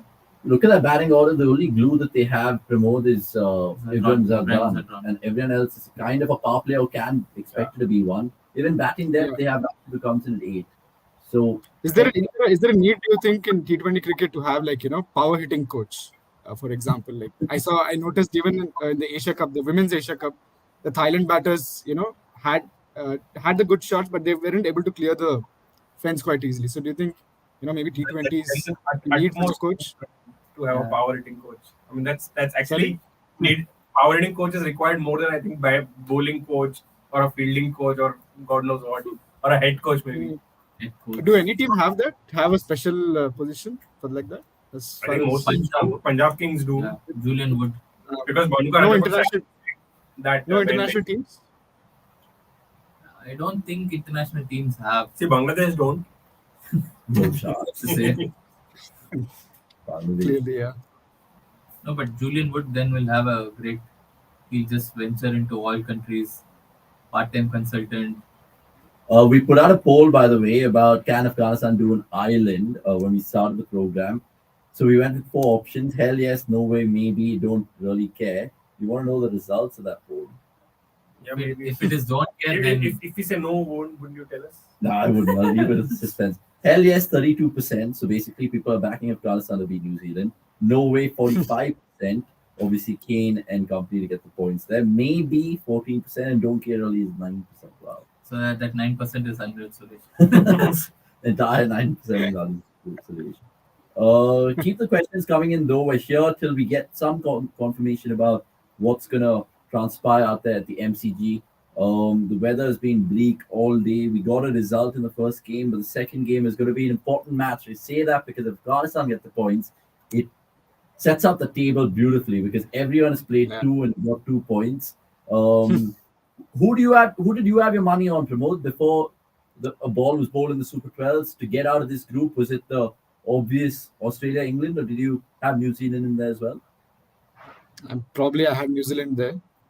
Yeah. Probably I probably had England and New Zealand together. Oh, okay. So you But backed Australia. after today, I think I'll have to reassess after today, I guess. So let's see. Because England, I don't think we're convincing even in the game against Afghanistan from what I saw. And If today, I Afghanistan think had held on to the catches, then maybe they would have. maybe yeah. I think the only team that New Zealand might slip up against in this group is Sri Lanka. I don't know why I say that. I just get a gut feel. I think they'll beat Afghanistan. You remember because- in the 2019 World Cup, England were convincing to the Yeah, point, and yeah. then Sri Lanka beat them. So with Sri Lanka, you never expect Oh, yeah. anything. And Sri Lanka was the only team who beat that England team, right? In Yes, that whole yes, campaign, yes. Malinga Yeah, they came to lost the that. fore, Hmm. and it was such a loss, so to speak. After that, England were like, will we qualify or not? And then there was all this whole last game. It went till the last game. It was just funny to watch. Yeah, the 2019 had some insane memories. There was no real minnows upsetting anyone that day. West that Indies competition. Yes. would have Sri Lanka beat England. excellent. Oh yeah, Yeah, Carlos that would have Brathwaite. been a- Oh my god. That would have But I been think an upset. the start of that World Cup was very good. I think Pakistan lost to West Indies early on. Hmm. And then West Indies New Zealand game went on to the wire where Carlos Brathwaite played West Indies, one. Australia went to the wire. Yeah. If not for Russell Yeah. getting injured, And Russell Australia. actually, no, I mean, there was just some brainless batting by Andrew Russell, to be honest, because it was Stark's last over and he just went ahead, Yeah. went for it. And, and he couldn't even clear the fielder. And got yeah, out. if at all, he just. And Stark was specifically bowled into Yeah. ball to him. I remember I was watching that game live. I remember, live as in not TV, live. No. So I remember how Of course. like when Colton walked out, everybody like, can Australia do anything here? And then he's just acted, Yeah. and it was like out of syllabus. It's like Finn Allen basically for Yeah. Australia, and then There is an update, guys, by the way. With no toss in sight, we're approaching the time where the match will begin to lose overs. The covers are still on as the team continues to hammer down. If it keeps going at this rate, we'll have overs deducted. Now, who will this bring smiles to the faces of? England, as they've just lost. I think these people are Australia saying, will be buzzing. oh, you're saying if the I match, think If the match is both Australia will England, be both happy. England and Australia. would be happy. Yeah, no, I think Australia will be happy because from both games they've got what, true. But even England would be yeah, all right with this result, right? New Zealand are essentially losing points. Yeah, which is shocking. I mean, but then would it make New Zealand favorites? 3 points. 3 points. But They New just Zealand, need a New Zealand win. still have to play England. For them, that would be a big game. Then. No, but they have all the other teams. They Right? beat Sri Lanka. But then that is true for every other team as well. No, because- No, but say England play Australia and then New Zealand. So England's fixtures are trickier than New here Zealand. than New Zealand, of course. But then, from a New Zealand perspective, they would still want to win against England to just have everything in Yeah, that's true. their hands rather than just go the RCB. But I think they play England the last game. I think they play Ireland and Sri Lanka, and if they get the job done, those then they don't have to worry Their about net it. rate is anyway good, so they'll get through them. So Ireland could be the boys in the group where everyone kind of just waltzes past them, but you never know because Ireland. after today, After today- that's such a shame that just 1 hour after their win, we're talking about them being.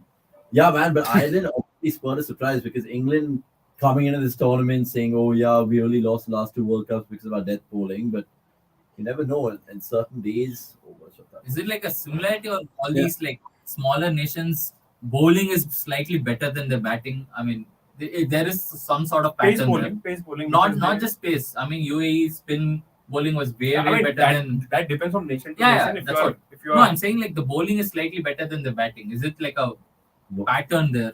Why is No, I think there? that's always been the case with this one. The bowling has always been better.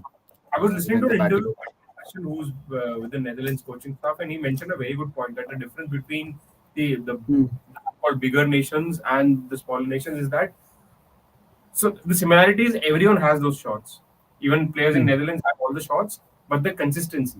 Players from Australia, England, they might hit the same ball 9 out of 10 times, but players from Netherlands might do it 3 out of 10 times or 4 out of 10 times. The same shot. Yeah. So the consistency in the execution while batting is the biggest difference. in the bigger sides. Between the bigger sides and the teams that play sporadically. Yeah, at but this level. today obviously was an exception with Ireland beating England because they honestly got it right. Yeah. Like Belfodil left in the front, captained really well as well. Obviously, like you said, Josh Little's spell was pretty good. It was almost and you mentioned Nahir Kumar yesterday. And the way- these spells can really set up games. And the way they went after Wood also was quite impressive. You know, like they didn't let the blows to the body or his pace sort of deter them. They just went after him. I think they got good 34-35 runs out of him. They lost 3 wickets to him. That's there.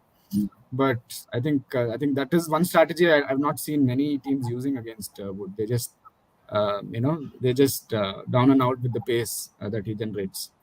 So that was one good point. Something about the first game that we're going to see tomorrow, Bangladesh South Africa. By chance, do we have to talk about that?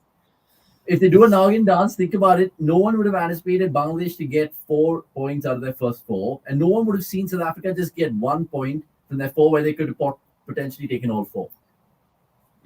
Yeah, that does make it interesting. Yes, and knowing that Bangladesh have enjoyed some success over South Africa recently in their own backyard, there could be little nightmares off that. But Tashkent is a man that he mentioned. Shakib obviously is always there for Bangladesh. Afif as well. I think at times Bangladesh have to make a big statement. They have to win tomorrow, because whatever happens against Pakistan, that'll be a good game to see. But India, they're definitely not winning.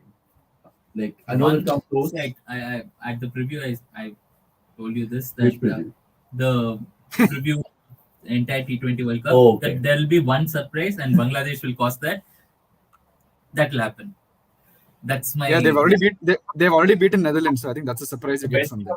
Akash is he does like 10 predictions a day. So somehow, at least it'll be like You get a 100 success rate of predictions 20, at the end of 30%. the tournament. So a few of them are bound to come true. At least my neck is not on the chopping board. Ramon, I want to see if you agree with what Som said about Bangladesh. Out of the 16 teams just seen in Australia so far, including the qualifiers, Bangladesh hit 16th, 15th. 15th, sorry, 15th. Who's 16th? UAE. Oh, UAE.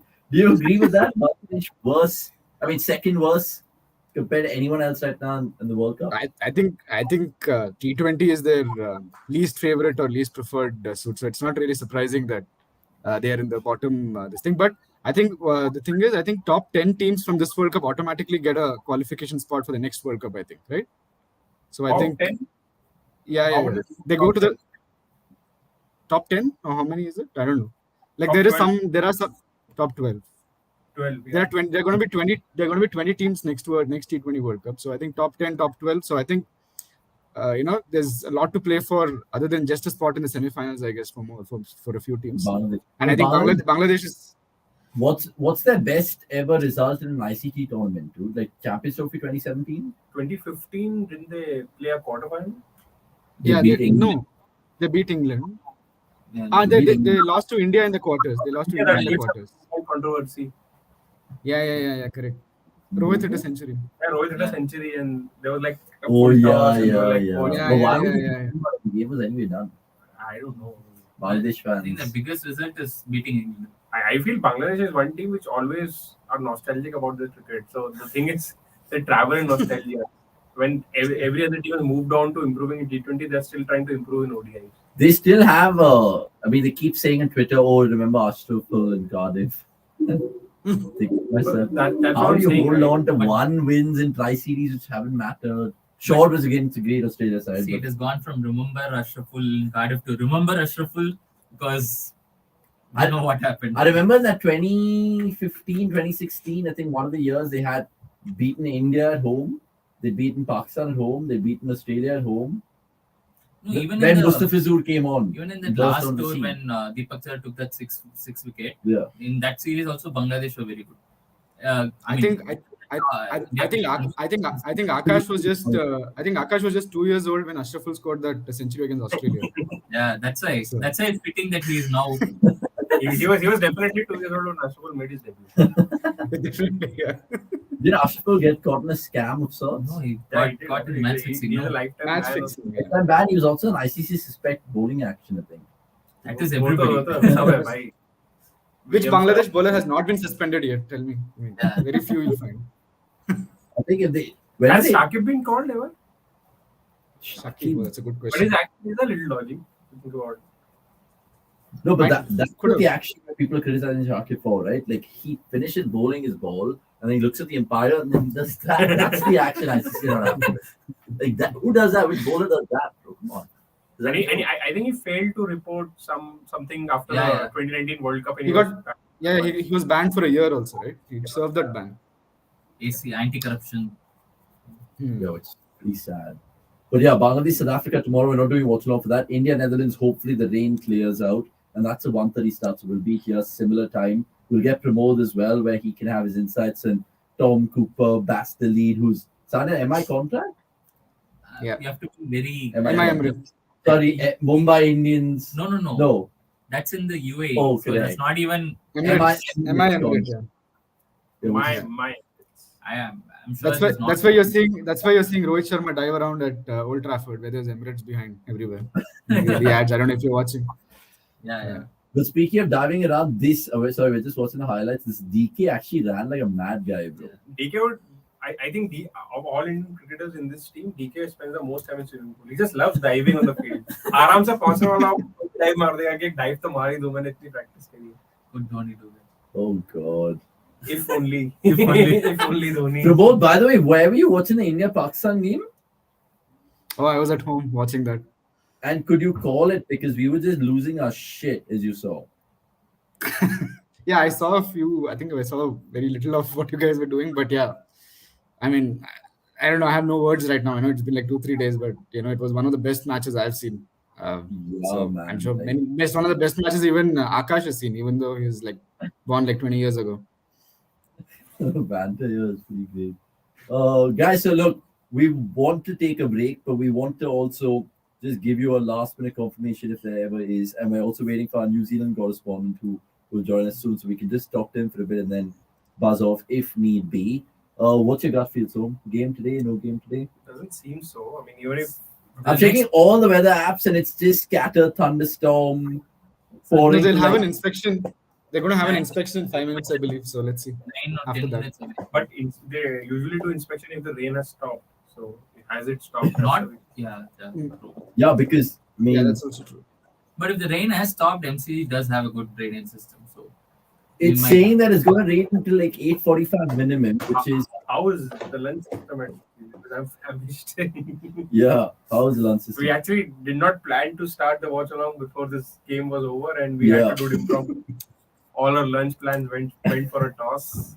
Yeah, so if you guys are joining us, really appreciate it. I know it's not been as a whirlwind as the India-Pakistan game, but look, always happy to talk cricket here at cricket.com. Speaking of lunch, what is Som having? The usual muesli? Muesli. The muesli, you? Muesli. already Muesli? ordered it. I'm just sitting here for an hour, not able to eat that. Oh, you already have Yeah, it. So yeah. go eat. It's fine. We'll I'll wait till I. get the show going on. With the spinach puff you have. No, you have it because even Thank you, I guys. eat. Yeah. By the way, so I was just Okay. Press that skip on the laptop. pondering to Twitter, and invariably my friend Pondering to Somesh Twitter. Agarwal pops up. That friend in the group who's always into joke explaining. If you guys saw what's happening in Britain of late with Rishi Sunak, I mean, Yeah. there's a- That Azharuddin tweet, right? Yeah. yeah, which is quite ridiculous. He looks Yeah. kind of like Rishi Sunak. So, I mean, would people in Britain be thinking, how the hell is the world progressed with an Indian now being our PM, dude? Like, You know, they stole the Kohinoor, they've done all those things to us, promote, but come on, dude. I mean, first let them figure out if he's Indian origin, Pakistan origin first. Let that doubt be cleared first. Then we can move on to more important things. Republic. He's African origin, to be very honest. Yeah, that angle also comes into play. Born in Africa, so I think he's not spent any time in India. I think just the origin is Indian. Oh my god. There's so many memes, by the way, which has come out of all the World Cups. We'll try to do a meme review at some point in time. I was looking at one which oh, hello there. We've got a new man in board in Michael. Michael, nice to see you. We were just going to be talking about New Zealand cricket in larger depth right now. First and foremost, the weather doesn't look pretty, my friend. If it is a point each, or point shared, I should say, would you be happy as a Kiwi fan? Surely not. No, definitely not. I mean, this is a game. New Zealand are probably the most clinical side in the world. I think New Zealand's never lost to an associate team in any form of cricket. The only country that has never lost a match to an associate team. We're pretty good at putting away teams that are below us. So this was a banker game for us, and it's a stolen point if we lose this one. However, Melbourne is the city that the song 4 Seasons in One Day was written about.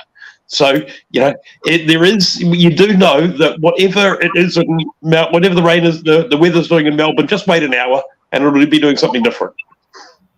Yeah, I mean, I don't know what it is with Melbourne, but there's lots of chatter with Bangalore, where we're based out of in terms of rain. The rain here is far away from anything. It's all sunshine. So hopefully we can pass on the sun down under. Now, how much are you still basking in that high from the World Cup opener? Because obviously everyone was backing New Zealand apart from Australian fans. And we saw Finn Allen come to the fore. We saw pretty much all the usual candidates do what they do. That win would have pleased you as a Kiwi fan. Oh, yeah, I mean, that was wonderful. I mean, look, there was still room for improvement, but of course, there's always room for improvement when you play Australia. You know, they always expose some sort of weakness, but they didn't expose much. You know, we genuinely played really, really good cricket, and they were genuinely bad. And it was a wonderful combination. Yeah, were you expecting that Finn Allen burst? I mean, we know how he is as a T20 talent, but on the given stage, on the given day, it was quite breathtaking, Michael.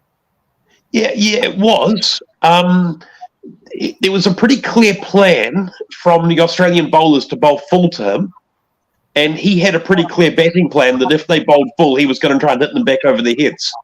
And particularly, you could see he'd spent a bit of work practicing hitting the balls that would normally go to long off down to long on. So if they had a man there, you tend to put one back at long off. He'd spend a bit of time working on that. So there was clearly some thought gone into that. That wasn't just a good luck. There was a poor plan from Australia and a good plan from New Zealand that went into that innings. And so you've got to say, you know, I mean, look, the last time he's only played Australia once before, and he scored 35 in that game. So he wasn't scared of them, and that's a big thing. Yeah. And that was his first T20 in Australia ever. So I mean, full marks to him. But Yeah. I mean, do you think who does he remind you of? Because for us watching from afar, he looked like a lookalike of Nathan Astle in terms of his shot making. Is there a similarity in your mind as well?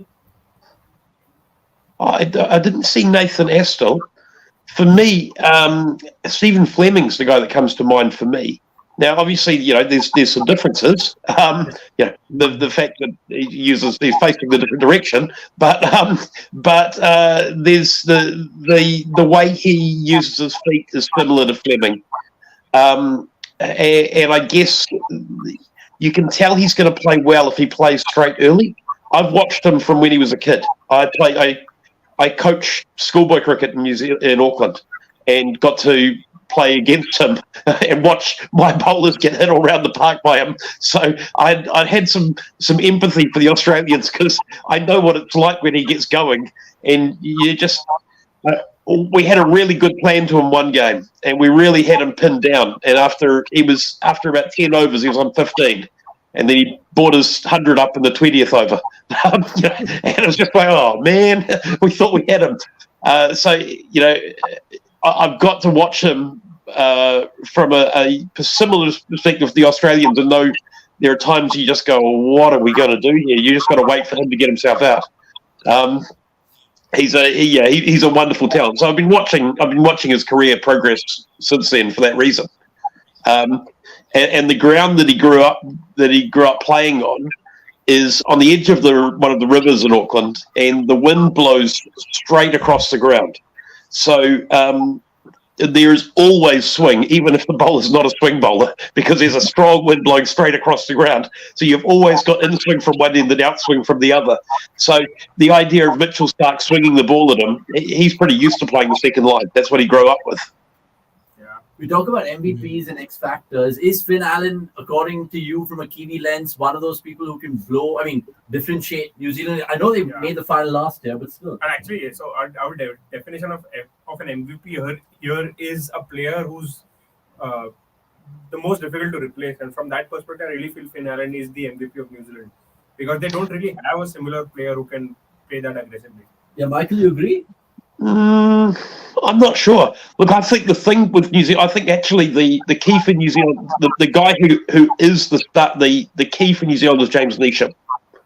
I think his ability to hit at the death is something that if he comes off, he's the difference between New Zealand scoring 180 and scoring 200.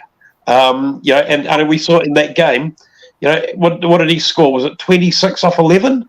Something like that coming in at the end.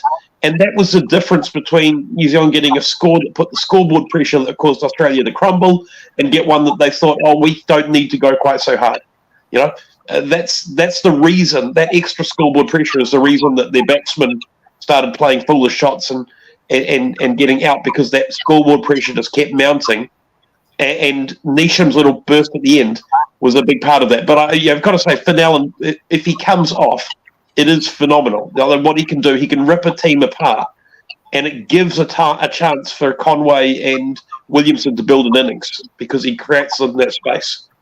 Yeah, and it's a big call that, because you look at who he's coming to replace essentially, and it's Martin Guptill, who has, of course, T20 pedigree beyond belief. Now, you mentioned the room for improvement from a New Zealand perspective. I just want to ask you about Daryl Mitchell, because we saw him in the World Cup last year. He was sensational in that semi-final.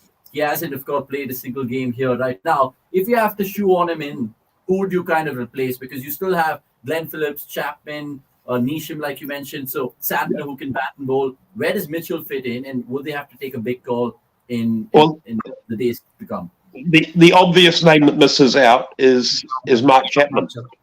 And that's really unfortunate for Chapman, who didn't get the bat, didn't get to bowl. In the field, I got someone to count them for me. 7 times he touched the ball. 7 times, and they were all hit straight to him. He never had to move left or right to pick it up. So he did absolutely nothing in that game. Had no chance to show his skills. And then he may well get dropped after not having an opportunity to do anything, which is just terrible. But I think he's if you look at Chapman and Mitchell, though, in the last couple of years, they are neck and neck in terms of their results that they've achieved. Batting average and strike rate are both roughly the same. So it may actually come down to horses for courses between the two of them, as to who's going to fit the attack and the ground that they're playing on better. So somewhere like the FCG with the short square boundaries, maybe Mark Chapman comes in. With the MCG with the big square boundaries and short straight, then maybe Daryl Mitchell's a better option. So that could be the way that they're thinking. Yeah, and Mitchell, I think, light space, spin, and Chapman vice versa. But let's see how that all unfolds. I'll give you and the viewers an update right now in terms of what we're hearing from Melbourne in terms of the weather in the New Zealand-Afghanistan game. They're officially losing overs. The covers have come off, but an inspection is due in about 8 minutes' time, 8:20 p.m. Australian time, that is. Just to finish up this chat right now, and I'll ask Pramod as well, if there is a curtailed game, guys, if there is an 8 or 9 over game that we saw between Zimbabwe and South Africa that day, do New Zealand still start favourites according to you, Michael? And then Pramod, you can have your thoughts after him. Yes, for me. I mean, New Zealand still have the power game, and they still have the consistency of bowling. You don't have the weak overs that Afghanistan will give you. So I think that's in some ways shortening the game means it reduces the impact of the star bowlers. You don't get 4 overs of Mujib or Rashid. So I think that actually a shorter game actually plays in New Zealand's favour. Would you agree? And you mentioned the power game there, Michael. But if New Zealand have to make a call, they might have to obviously chop and change and not send Williamson one down, I'm assuming. Although MCG, big boundaries, 2s and 3s become almost more important than any boundaries. So having Williamson there, being able to hit the gaps and run those 2s and 3s isn't necessarily a bad thing. So, like Santner doesn't hit many boundaries, but has a ridiculously high strike rate in the death over in the death overs. And the reason he does it is because he's really good at getting 2s. So that's also a skill at the MCG that's a very useful one. Would you agree? Certainly. I think more advantage. Afghanistan probably have more advantage than they had if it would have been a 20-over game, I guess. So I think works a bit in their favor. But as Michael said, I think New Zealand have enough firepower, and of course Afghanistan's main bowlers don't get as much chance to sort of get themselves into the game. So I think New Zealand will still win, but then a bit more advantage to Afghanistan than it would have been if it was a 20-over game, probably. All right, let's ask Anirudh about New Zealand a little bit more, because he not only is a big Australia fan, but keeps close eye on the Kiwis as well. After their win, they're surely buzzing. If they do have a slip-up, Anirudh, who will that slip-up come against? Sri Lanka, Afghanistan, Ireland, England? You never know, because the way this has been going, it feels like anyone could lose to anyone. And True. If should this match get rained out, it's definitely 1 point drop for New Zealand, because after beating Australia, you expect them to kind of double down on it by beating Afghanistan, getting to 4 points, topping the table, and then they are in pole position to make it to the semis. But if they drop 1 point against Afghanistan, then suddenly you're looking at a scenario where they don't start as favorites against England, but although it will be 50-50, I guess. And then Sri Lanka, you never know what could happen. You also have to look up the venues where it is happening. If it's maybe on grounds like MCC and stuff, you probably give New Zealand the edge. But on smaller grounds, maybe Sri Lanka might, if they're playing. I think they're playing Sri Lanka and Hobart. If I'm not wrong. So that could go. That could be a banana skin. Michael, coming to you, because every time Australia have hosted the World Cup, New Zealand have had some success. 92 making the semi-finals with Martin Crowe. 2015, of course, making the final. So close, but no cigar. Where did you have them as, predictions essentially before the ball was bowled in this tournament? Were you confident as a Kiwi fan, especially what they did in Dubai last year as well? Oh, no. You can never be confident if you're in a T20 pool and you've got Australia and England in your pool and only 2 teams quite go through. I mean, you realistically, they're both very good sides.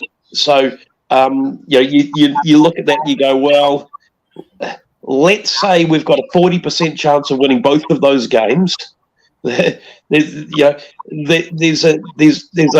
pretty small chance there's a pretty high chance you're going to get net run rate coming in involved, and so therefore it comes down to who beats who by the most. That tends to favour us. We tend to be the best team at putting away small sides, and so net run rate often works in our favour. And that's why I think we've made more semi-finals than any other team in the last 30 years. I think since 1990, I think New Zealand's made the semi-finals of ICC events more than any other side. And so we almost always make the semi-finals, and part of that's because we're really good at playing the system. And we've got a big win. We've got net run rate up. Now you're sort of starting to feel pretty confident. Don't want to see the rain. Don't say the rain, indeed. It makes you think about New Zealand guys and how they always, sorry to use a cliche, punch above their weight. And he mentioned a good stat there, always being a semi-finals. They're almost like the bridesmaid for not going the distance. Obviously, we saw it against India in the WTC final.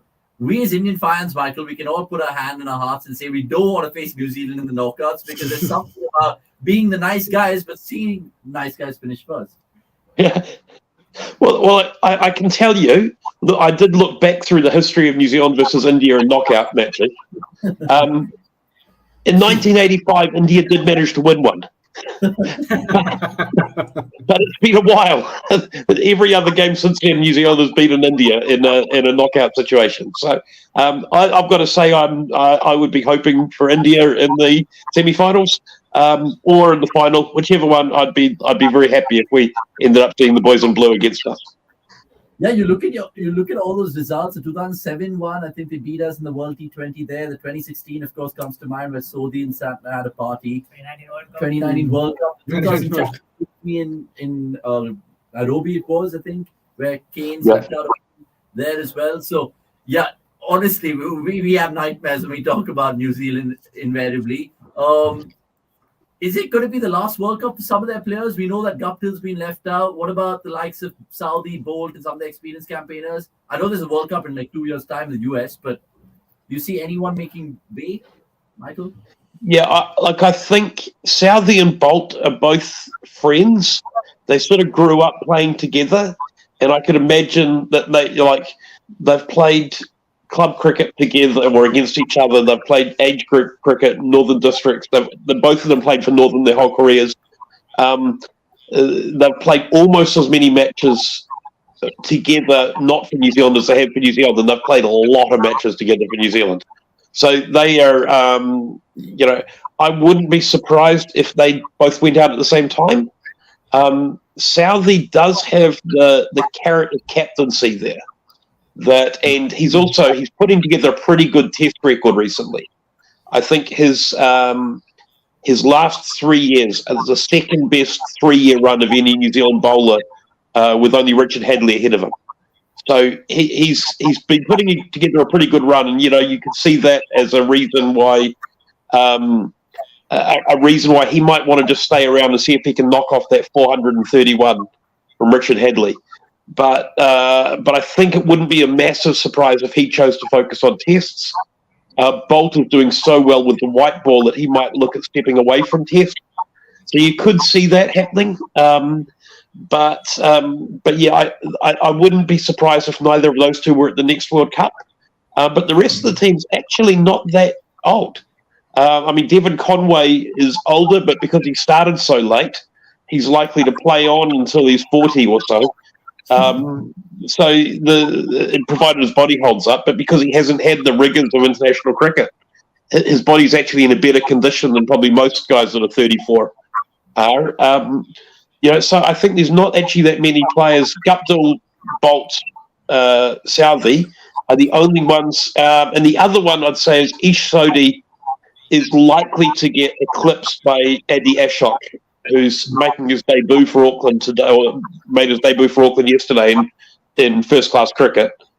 Picked up a 5-wicket bag. Everyone's been waiting for him, watching him come through. Picked up a 5-wicket bag that included 2 batsmen out LBW with flippers, both of them test players. That's a pretty exciting start to a career. A 5-wicket bag on a pre-Christmas wicket where the only other wickets for spinners were caught on the boundary or strangled down the leg side. He is a real talent. And there's a sense where Ish Sodhi's just holding his spot. So that may well be in 2 years' time we'll be seeing Adi Ashok in the New Zealand jersey. But I can't see too many other changes in terms of players stepping down. Do you think Williamson might give up T20s? I was gonna just ask him that as well, but yeah, good you brought it up. Go on. Because he's having all these elbow issues, and if you look at it, I can't really see him being a marquee pick for all the franchises across the world. Maybe if he again gets back to his best, but if he has to give up one format, it seems obvious to me that he might be better off just giving up. Yeah, Michael, do you see him as a liability? What does the New Zealand take about their own captain? Because obviously he's a great tactician, but as a batsman, he's been one of those Aaron Finch, Tembu Bavuma characters where he can't get on with the game, and then people. And he's been exposed. I think the thing that he is he's a really good insurance policy. That he can hold an innings together really well. He can actually score quite quickly in the right conditions. A little bit like Tom Latham. Tom Latham is a terrible T20 batsman sometimes, and then other times is absolutely unstoppable. And you just it depends on the pitch. If the ball's not bouncing above knee height, then Tom Latham is just unbelievable. But when the ball's coming around it's coming through at chest height, you're just no point picking him. He'll score at a strike rate of 90. There's a point where he may end up, because you don't want to be picking your captain only in some matches, it may actually make sense for him to be tapped on the shoulder and asked to focus on the other two formats. I could see that happening too. And again, same as Southey and Bolt, he's come through with that group of Southey and Bolt Northern Districts, worked their way through all the age groups. The three of them play for three different. So in New Zealand, you've got the regions that play first class cricket, and then there's the provinces underneath that. They play for three different provinces, but they pretty much never have played for those provinces. They play regional cricket or international cricket. So while they play for, Williamson plays for Waikato, Bolt plays for Bay of Plenty, and Southey plays for Northland, they all play for Northern Districts, and they have since they were, little. I think, Southey. I think I remember seeing that the Williamson rather has played something like 4 Hawke Cup matches in his career, which is the provincial games. He really and he was a teenager for 3 of them, and then recovering from injury came and played 1 game for Bay of Plenty that was rained off. He got to bat, and then the rain came. He got a 0 not out. That's his Hawke Cup career. They've played together for years and years and years, and it wouldn't be a surprise, I guess, if he was to step down at the same time as they did. It's looking gloomy out there, guys, in terms of the MCG. I just keep peering down my phone to give you all a quick weather update. Now, the official verdict was to get an inspection at 8:20 local time, which was 6 minutes ago, rather, and it still continued to hammer it down. So I don't think we're going to get a game. If we do get a game, the cutoff, I think, is 9:30 local time Australia. Which is another... still an hour to go. Yeah. That'd be a 5-over game, I guess. That might make it a 5-over game. Nice. But, Michael, we appreciate your time. Before you go, just give us predictions, because we'll catch you hopefully for another couple of New Zealand games and not this one. Before the ball was being put in the tournament, I want to know 3 things. Who's winning the World Cup, according to you? Your highest wicket taker and your highest run getter, please, because there have been different variety of options we've given at office. So this was my pick before the World Cup, or what I'm thinking now? I mean, you can go with now pretty much. Give you the benefit. Before the World Cup, my pick was Australia to win. Okay. Now, I still think Australia is... if Australia end up playing India in a semi-final, I think India would win that. If Australia end up playing anyone else in the semi-final, I think Australia would win that. So it comes down to, it's difficult, but I think Australia are the team that will win it. I think I would have picked Hasaranga to be the top wicket taker at the start. And I think he's still got a decent shot because he picked up lots of wickets in the first round. So he's got a pretty big head start on some of the others. And I think the top run scorer, I'm going to say Devon Conway. He just keeps scoring runs. Yeah, I mean, Devon Conway is a good shout. But look, we appreciate your time. I think it is 10:30 local time in Auckland. But good luck the night ahead. And of course, hopefully, fingers crossed, we can get a game. So you as a Kiwi fan could sit pretty with 2 points more to the kitty, and we'll have it that way. Well, I'd rather that we got 2 points and 1 point, but I'm not sure, like a 5-over game or a 6-over game can be a bit of a lottery. So I'm not sure I'd want to gamble our points on a 5-over match as well. All right. Anyway, no worries. Hopefully it really trickles out the way you wanted to be. But nevertheless, New Zealand have already kind of got the points. So we've seen the highlights of it here before we get a rain update. But Michael, thanks for your time. We'll catch you, of course, like I said, in a future New Zealand game. Hopefully it's not the New Zealand-India game. And it's the hopefully one that actually has some cricket happening. Absolutely. Right, Michael, you guys can follow him. We'll put the handle of his Twitter in the description below. And there you had it, a man from New Zealand. Pramod, we'll wrap up things with you as well. Just give us a quick prediction for tomorrow's games. I know that you want Netherlands to win. Netherlands have the biggest wicket taker in their side. of the world. Or do they? Bustil 8 is the highest yeah. rated, right? Yeah, Alright. bus. And Yeah. hopefully you'll be joining us here live from the studio for the India-Netherlands Yeah. game. Yeah, I'll be there. Don't worry. There'll be some fun banter, hopefully. Yeah, I know the Indian team had problems with their food out there in Sydney, but we don't want that to happen with Pramod right now in I'm Nagasaki. just 20 kilometers. I'm just 20 kilometers away from you guys. Yeah, just 20 kilometers. But Pramod, thank you so much for your time. Have a kick-ass evening, and we'll see you soon, mate. Right. See you. Right. Sometimes when cricket's not there, you talk about the game regardless, and we've just enjoyed having all of y'all. We'll make this 2 into 2 right now. It's Somesh and Akash being well fed. Hopefully you guys had some good lunch. Yes. But man, I'm honestly just pissed off about no game today. Yeah, I mean, Why? it's How? okay. I mean, on the positive note, had there been a game and New Zealand would have won, Yeah. this group would have Oh, pretty much that's a good been shout. dead. It would have Not been dead, but New Zealand will have the upper hand.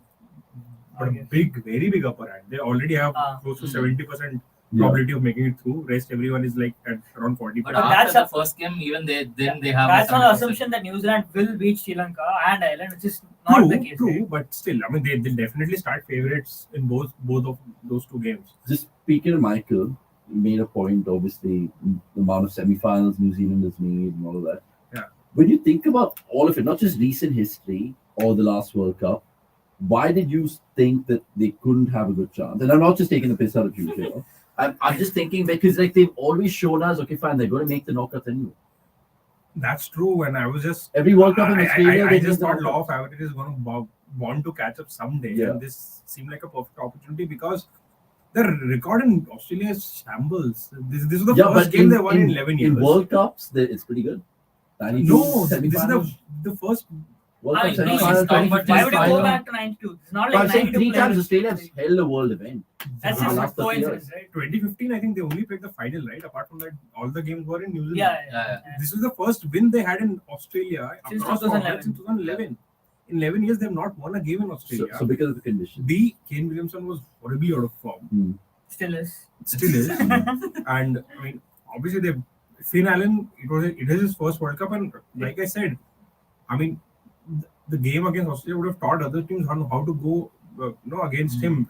As I said, Afghanistan would have definitely brought in Mujib up front, and even the paces would have gone slightly back off and the shot to him rather than just feeding him slot balls. But there are no glaring holes. Do you guys see it the same way I'm seeing it? That is just this has happened, right? We've seen in the IPL as well. If some team just win 3 on the trot, you just feel like there's no holes, and suddenly they lose. No, I'm basically One- before that shock result in the opening game, they still have damn good T20 cricketers. Yeah.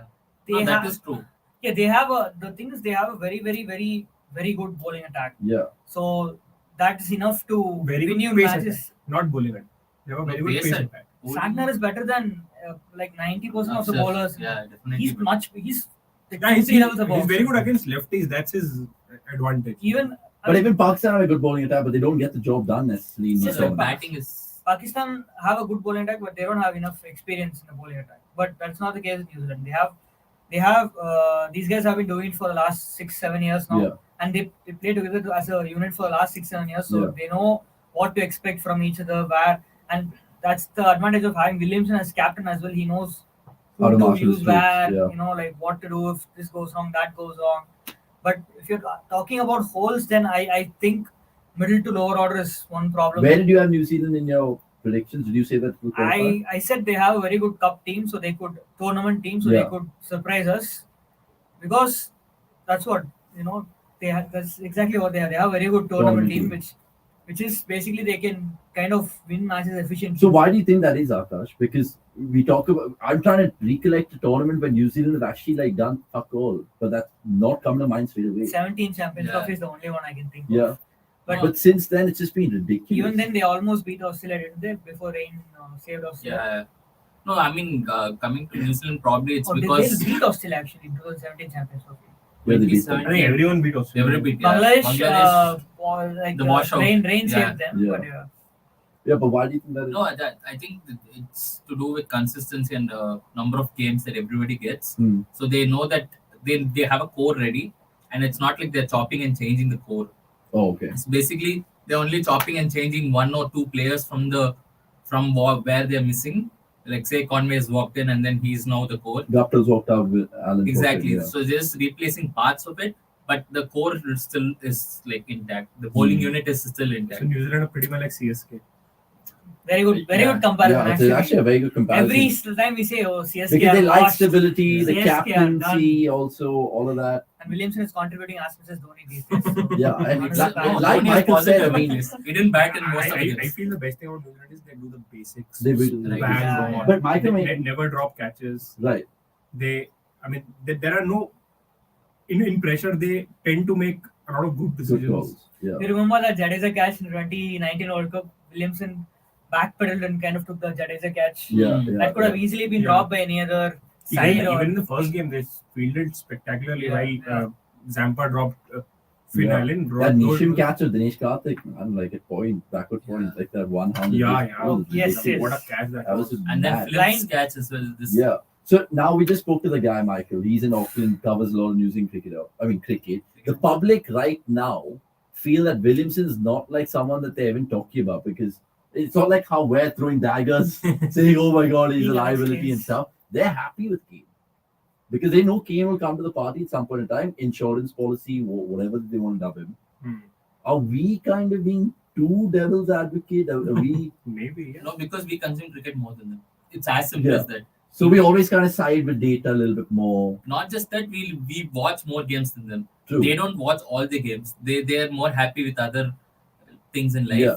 Which to Yeah, maybe it's we the don't same have a what you say, life. right? Distance gives you perspective. So maybe whenever they're seeing New Yeah, Zealand, rather that and their expectations are pretty much grounded. Yeah. But these things we have seen, go out of the window when it comes to World Cups or certain occasions, like the thing we were talking about Kohli, right? Mhm. Let's be honest, like there was all the arguments to have Kohli out of the team were justified. It was not like Kohli hatred or all the evidence towards last 2 years, how bad he was in the middle overs, everything said that Correct. if you are to drop Kohli, there is an argument to be made that yes, he does not find a place in the West 11 just because how you have Samson, Huda, and all these guys and waiting in the sheds.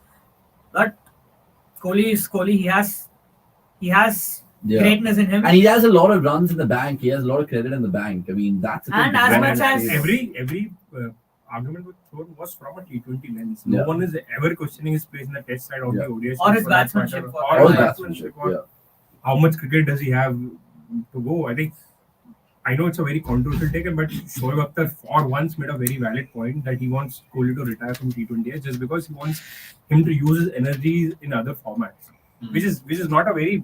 And it's something that you said as well. If India win the World Cup, retire on an absolute high and get the hell out of this format, right? Yeah, for once I want to see an Indian cricketer just retiring at the peak of their. But if they retire from T20 international zone, the problem is they'll invariably fall on the IPL trap. That's fine. And they're obliged.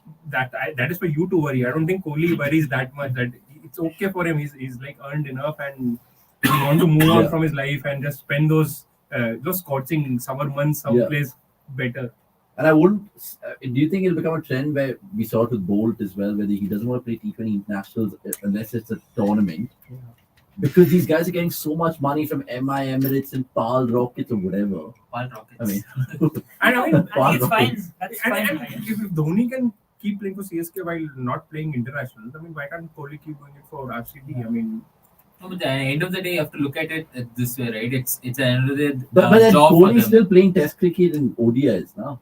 No, but I mean, So that's what that makes more of a case for him to just keep continuing playing for RCB for like at least 3 more years. it is a job. It is a job for them. So if money is on the table, you will not be like, no, I'm not going to take it. Yeah. You have to take it. And I think Dhoni obviously, like a couple of innings last season, made him think about this season going into the next one. I don't think that was the reason. I think he just want to retire. he just- in yeah. Chennai. Want to play one more time. Oh, that's also there. Correct. But let's not go into the IPL. Oh. Yeah, I mean, Yes, actually, right so I now. just want to Yes. point. I thought about it a lot. Kohli's knock was great. There's no question about it. But then again, this is the advantage that players who are chasing have, right? Just think about that knock or that entire innings, or just Hardik's knock. Had that been in the first inning, we would have been actually questioning their approach in the middle overs that they did not capitalize enough. Now that they actually went on and chased But the like you target. said, it was down his alley, right? Because it was a one. Exactly. Yeah. Just imagine entire Indian innings. Imagine that in the first innings. Imagine that Yeah, thing happening in the true. first innings, and the team, the Pakistan probably they would have chased it down in the 18th or 19th. Or people would have questioned their approach. Oh, you wasted so many balls in the middle Forget overs. first Why innings. 160 target 180? Even if you then, I mean, like our man Dan says, I mean, 150, 160 in Pakistan's alley. Yeah. Either go for 180 or even if you're bowled out for 120, it doesn't matter. So that is where, I mean, even Finch's knock yesterday, justified because they were chasing. It would not have been justified if he would have played such a knock in the first innings. No, even Like in chasing- hindsight, people criticizing Shah Masood's knock, right? At the time, it was good. No, think about this, okay? If Kohli, before he accelerated, if he had gotten out at that stage, would people still call that innings great? That's where we'll have to put. Yeah. Because at the end of the day, he might have converted it, but there was still struggle. If he had gotten out at that time, India would have struggled to win. So So we've it's not seen to that say with that. certain finishers like Kohli and Dhoni as well in the I past. mean, where Kohli is not a finisher. Who? Kohli is not a finisher. No, I'm saying essentially when they're kind of taking games down to the wire and trying to take. Wait, to rephrase him, Kohli is not supposed to Be be a finisher. Yeah. He is one of the best finishers Chasers. ever. But But these guys have a completely old school method to take it down to the game. People don't want to like take it to the 18th over. And in Kohli's case, given the success rate is so ridiculously high, Yeah. you can always give him the benefit of doubt that like he won't get out if it's he's on 12 of 28 balls. You know that he's going to make it up somehow. But again, there were instances in the last couple of IPLs where he was getting out like after getting off to a poor start. He did not convert, get out, he got out and all. But again, given Kohli has proven time and again that he always ensures that he takes a team over the line, or at the very least he brings the team near to the finish line even after he starts slow. Yeah. There is no reason that we should be questioning his approach while chasing. While While chasing. batting first, I can say that you have to question the approach, especially because if you have resources remaining and you're having one guy play, for example, I thought the knocks he played against England early 2021 when everyone was saying, oh, Kohli's back and blah, blah, blah. And he hit Wood for 6 and all, and India still ended up with a total of 180-ish. Yeah. I thought they were not very good knocks. Correct. Because but like we were just seeing had England glimpses. batted properly, they could have still chased it down. Yeah.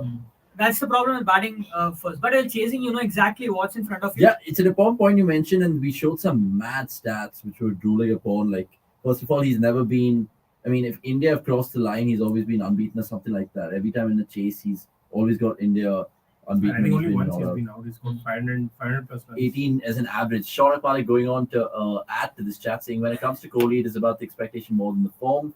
Everyone are saying he regained his form this year or recently, but in 2021 he averaged 74.7 at a strike rate of 132.9. But that's only 5 T20s, I guess. Yeah, and people also he failed in the World Cup as well. And people are also showing the stat where from 2020 to 2022, I think it was, the most runs scored for India across formats in Kohli's lull is still Kohli amongst everyone else, which is quite baffling. But we can give you an update from the New Zealand-Afghanistan game. If you guys are wondering what you guys talking about Kohli when the thumbnail says New Zealand-Afghanistan, we came here for a watch-along. Unfortunately, that's not happening right now because there is an inspection again at 9 o'clock, which is 17 minutes from now, local time. And we can get a game in. Hopefully, we can see what happened with the Zimbabwe-South Africa game. I know there was no result in that.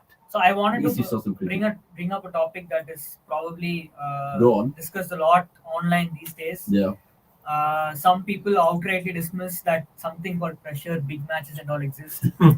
And most of us agree that such a kind of a thing actually exists. Yeah. So which side are you on? Do you think big matches pressure exists or not? My take is that they definitely do, because as someone who has watched football for the last 20 years or so, Yeah. you know how it's in big 100%. matches, away matches. But sometimes I realize that there's big matches like Australia's, New Zealand, England's in a World Cup, and then you have India Pakistan, which is more than a match. Yeah. And that's why it makes me think about that's what I Ashwin's leave, because all of us would have just had a happy I mean, hat, bro. if you think that human consciousness is real, Yeah. emotions are real, then you have to believe that Pressure there is exists. pressure exists, obviously. But now saying that, look at the Kohli knock, look at Ashwin, or look at, oh my god, those certain moments. that's the entire conversation that we're having. That, I mean, some people, it's like they're able to switch off. They don't know what's going on. They're just in the moment, irrespective of what the pressure is and what they. And it actually helps when you are actually in the middle. Yeah. Like for someone like a DK, it was very difficult because he's walking, and that's where what Ashwin did is like God. insane. Insane. Because Kohli, by that time, he's already pumped. He's already in the middle. He spent some time. His nerves But are what did you put that right Ashwin thing down to? Premeditation already saying, okay, he tried to bowl. I mean, Oh, I think it is Yeah, match yeah, experience. yeah. It's always. I mean, with Ashwin, it's always street smartness. Yeah. And so his awareness. thinking was what Nawaz anyway I bowled think on. he was ready for it. Ki, Like, उसने last ball is पे it- देखा he, कि- he But released bro, the video even the yesterday. angle though, as a batsman, you're looking at it and you know you No, have even to if fucking we connect. if we play like one pitch, one hand and off with itself, we're good at leaving those guys if we're prepared for I it. know, but like, imagine you just get one on the pan, be like, He's sorry, not- fuck. Ashwin oh is- See, my the God. only mistake that DK did was premeditation. Yeah. DK made room. See, on that full toss, the first ball he faced, he danced down. He didn't have to. Yeah, If he didn't, it was a proper half volley. full toss. Full Proper toss. full toss. He could have Yeah. belted it Yeah. anywhere. He premeditated. Then again, he premeditated to make room, Yeah. which Ashwin didn't. He was stable. He stood there.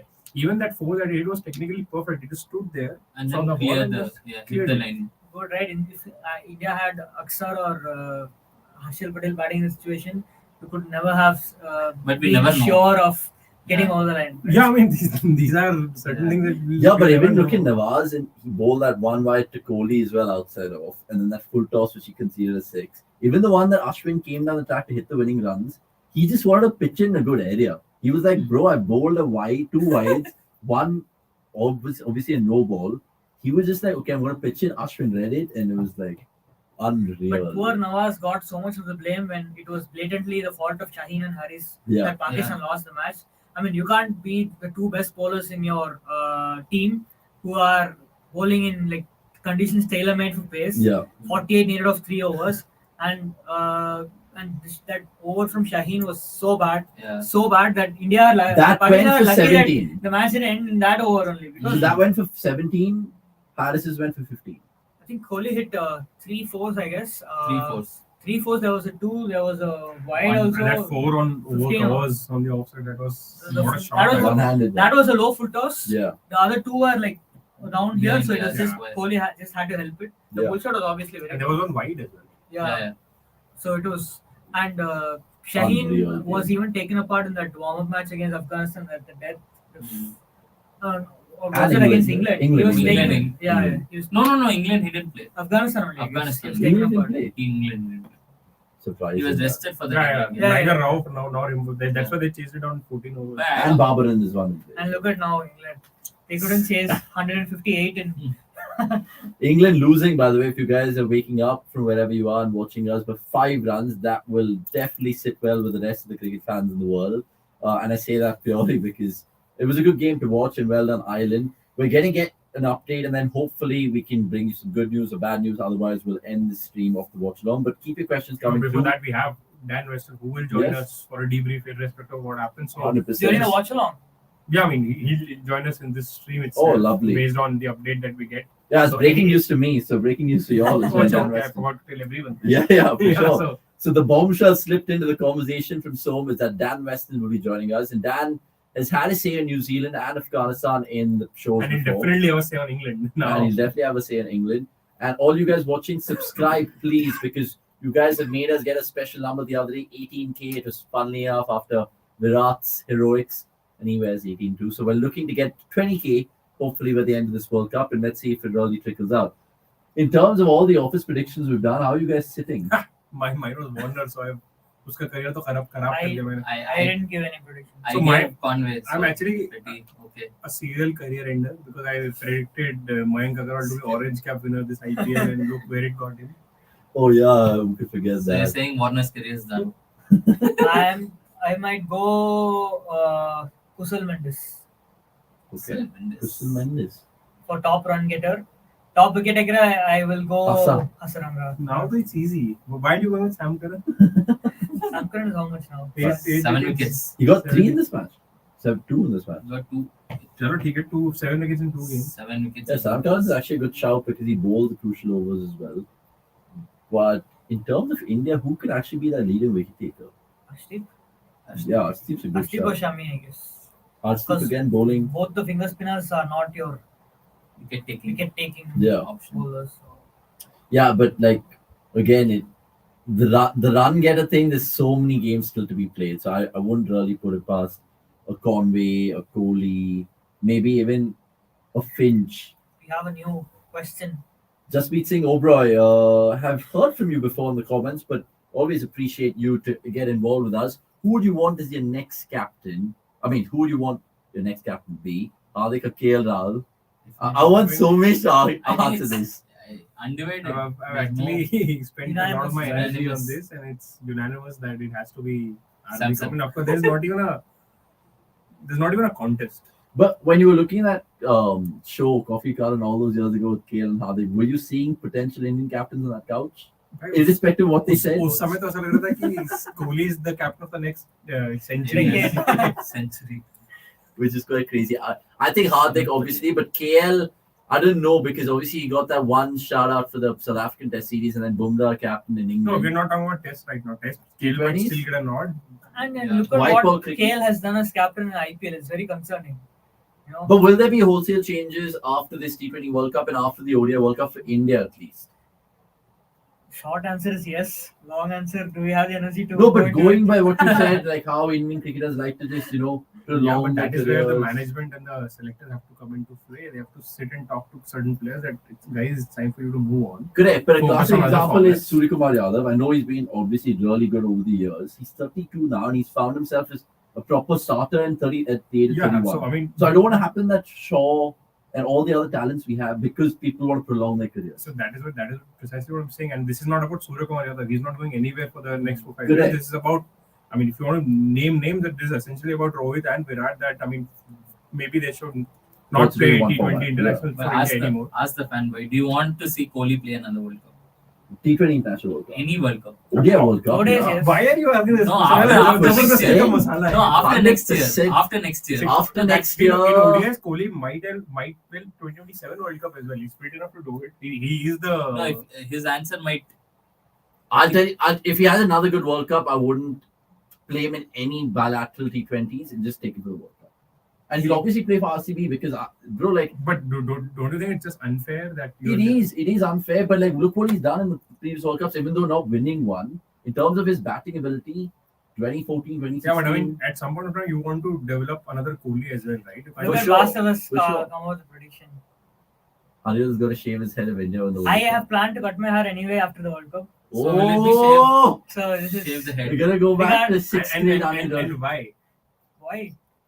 Just Too that- difficult to yeah, I mean, like for the overall health of the hair also. So are you plan to shave it? Actually? No, I'm not sure. But I we- already did it last year. Give us a shout out in the comments if you guys think that actually should happen because it'll be good to see. Maybe you should just shave everything off him, the eyebrows included, just be surprised. Wow. Because we've seen Jason Gillespie over the years have Jesus Christ Sure, hairstyles, but then Ramaswamy.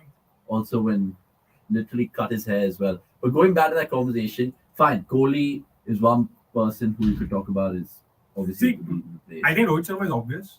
Kohli is debatable. Who Yeah, else is there? Movie? Not why movie. No, in terms of Maybe all the Bhuvi other will be bowlers. done, I guess, by This the. World I think Cup. this is his last World Cup. Last I can't T20 see him World Cup. playing. 2024, he's 30, I guess. No, but his fitness and all. You're saying Suryakumar is older than Bhuvi? Yeah, Yeah, he is. Huh? yeah. Or maybe same. No, guys. Bhuvi's at Same least age. 33, 34. I'll change my name. What No, are you Surya Kumar has been talking around about, since dude? 2000. Mazak. Just remember, it's 28. हाँ ठीक है बुमराह तो छोड़ Bhuvi. Are we talking about Bumrah? No, Bhuvi. Bhuvi, I'm sorry. Bhuvi. I thought Bumrah. Bhuvi. My bad. Maybe I think this is his last World Cup. Bhuvi is Yeah, yeah, I can't- Bhuvi. What Yeah, is he, yeah, yeah, 35? for sure. 32, He's 33. 32, 33, I think. Not be 30.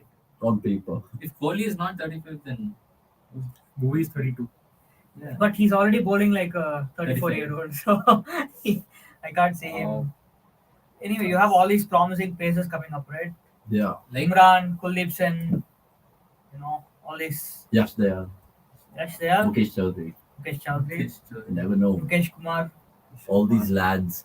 And plus you have so many fringe players who've obviously just been flash in the pans. Mohsin Khan but- will be And I think properly Rahul ready by Dravid the is next World Cup. contracted till the next 2024 T20 World Cup. Yeah. Three World Cup, right? 3 World Cup. So that is the 2024 T20 World Cup. No, This is three. no. Last next 50 World Cup is done. 2023 After He's that, he's done. done. And then he has a WTC. 3 World Cup, you mean And then he's done. 2023 World Cup. three. Yeah. So he's done after the WTC. I think the WTC will be in June next year. The World Cup will be in March. If only India No, had. WTC is June and World Cup is in the same time next year. No. Oh yeah. Yeah. Why would it be in March? Oh. March is just around the corner. Oh, I March thought they- it was March gonna is be IPL. March before is the IPL. IPL or right after the IPL or something No, like no. that. Why would they have 2 World Cups in like 5 months? Ah, man. So then monsoon season, they're keeping the World Cup Yes. again. That's what- October, November. How's that a monsoon season in Sometimes India? you never know. No, where it it's is- gonna It's happen. only Yeah. monsoon season Winter. in Bangalore. By That's it. Mumbai में भी बारिश till October, October. November में नहीं होती भाई. Now the world the way it's going, it's really It's like getting one off. right. But yeah, it's going to be interesting to see who wins that World Cup. So Rahul Dravid and Rohit Sharma essentially have a treble. Dravid lucked out one. A short of Rohit the and treble. Dravid lucked out one in the previous match, I guess. But okay, fine. What if Rohit and Rahul as a combo Big deliver these time. 3 titles? I know it's too much to ask. 3 titles. Would then you be tempted to be like, Chalo, theek hai, one more year? See, this But is one more year Win the for World whom? Cup here. Hmm. Win the ODI World Cup next year. So actually, this is And World Test I, champion. see, Very I cool, very think cool. see Rohit Sharma has a good opportunity to prolong his test career. Okay. He's not justified his test return Capabilities, so far. yeah, Yeah, yeah. we've seen him do well in England. We've Yeah. seen him do well in even Australia. Australia not so far, but England has done well. Correct. India definitely does well. So essentially, he can just skip this format altogether and just focus on his test career. And he can be the test captain, Hmm. and India can hand over the white ball captaincy to Hardik. Yeah. And White that is ball, a like white ball. ODI I as think well. so. How thin Rohit was. So if he doesn't play T20 after this World Cup and go ODI after 20 Look at Rohit, World Cup, look he at can just Rohit. focus on test cricket. Hmm. Yeah, I mean, that's a big call that they personally have to make as well. I think Hardik has clearly ruled himself out for tests. Yeah, but again, that comes down to individual if Yeah, he wants exactly. it or not. I mean that, but I definitely don't see him continue to play all the formats because that is again what happens is he keeps missing important tests. But Like, he was- why can't they just take a call? I don't know if this is silly or not, but like how we always think Gill is a perfect ODI player, right? Right, in the sense like he has a perfect game for the ODI because he's not a T20, not Test as yet. Test surely in the future. Can they kind of pencil in players depending on the strongest they format? can they if the management takes a call, right? I mean, our cricket is set up in a way that we let players take a call. Yeah. I mean, this is if you think about it, it's so weird. And no right? other cricket board in the world works for this. Australia and Obviously, England I don't know about other cricket boards, but if you Cricket think boards, about it, now Rohit is the captain in all 3 formats. Yeah. He missed the entire South Africa tour. He missed that important test against England. Then, I mean, isn't it better if to have a discussion with him that what the future is? Yeah. Do you want to play this format?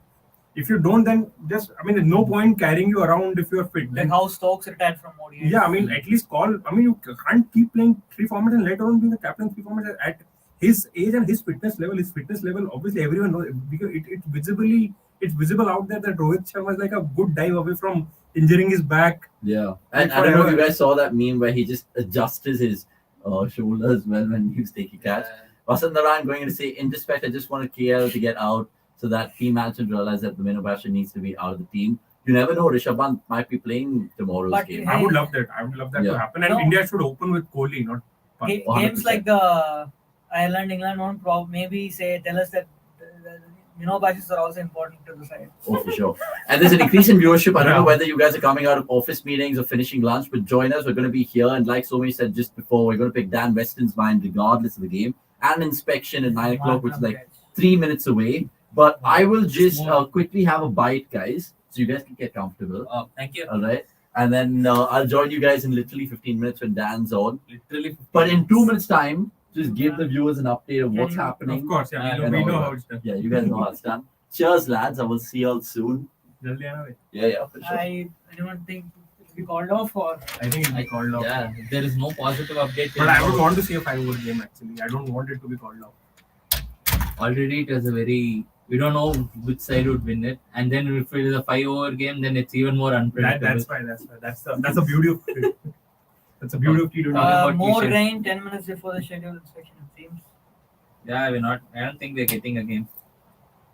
So does it make What is the group cutoff time? 4. That's what I heard. 4, like our time 4. Yeah. Their time 4 is already.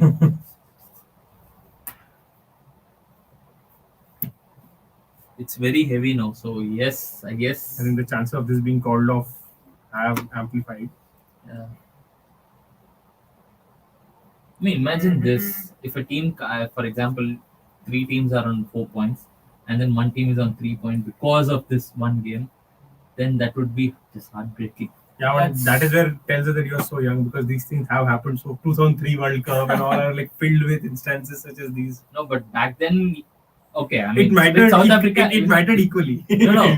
But nowadays, I remember being disheartened after India lost that final against Australia. Although all of us knew that Australia are much better team and deservingly they were. There's something. winners If of the they continue training, then they'll have to restart the match. Restart the game, yeah. And all of us were like, "इतना बुरा तो नहीं होगा कि फिर से 359 win देंगे." when was it? 2000 Champions Trophy, right? When in both Chad? innings. Yeah. No, The they 2002, both 2002. Tried it 2002, twice, yeah. I guess. No, Yeah. they tried twice restarting the match, but Nothing happened after that. 2000 Champions Trophy final, though India lost to New Zealand Oh yeah, that is in the the final. Chris Gaines.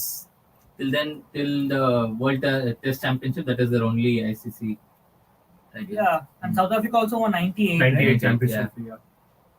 But is Champions Trophy, can you consider it as a marquee ICC event anymore? Even T20 World Cups are kind of starting to feel Repetitive. who cares? You can't have It's just 2 World Cups in 2 years. 3 World Cups in 4 years, right? If Yeah, you that- consider 24 also, it's like That is because 1 year was still that's 3 World Cup in 5 years. not It's making. still, It's a lot. But now we'll have one ICC trophy every year. yeah, they need to boycott Champions Trophy. Be done with it.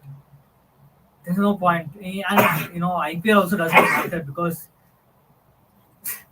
What do you mean IPL doesn't it matter? doesn't matter. IPL we are doesn't going to matter. get into a Obviously- zone where 6 months Obviously, of for, IPL. for Punjab Kings it doesn't, but for CSK it matters a lot. So First, it is going to be 6 months of IPL in the near future. Oh, the sun is shining bright. Except it's But not. unfortunately, in it's Melbourne. not in. Can they just call it off so that we yeah, Yeah, to even save if- can everyone's get back time. to the non-existent lives? Let's see what the update is, Oh, there's- or if there is any Apparently, update. the rain is heavy right now, yeah. so it's not happening.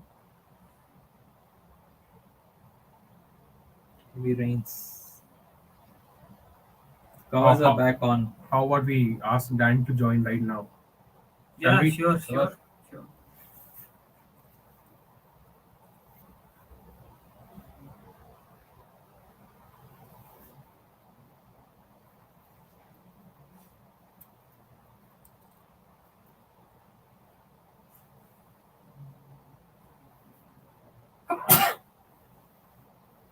Gone back to the warm-up game.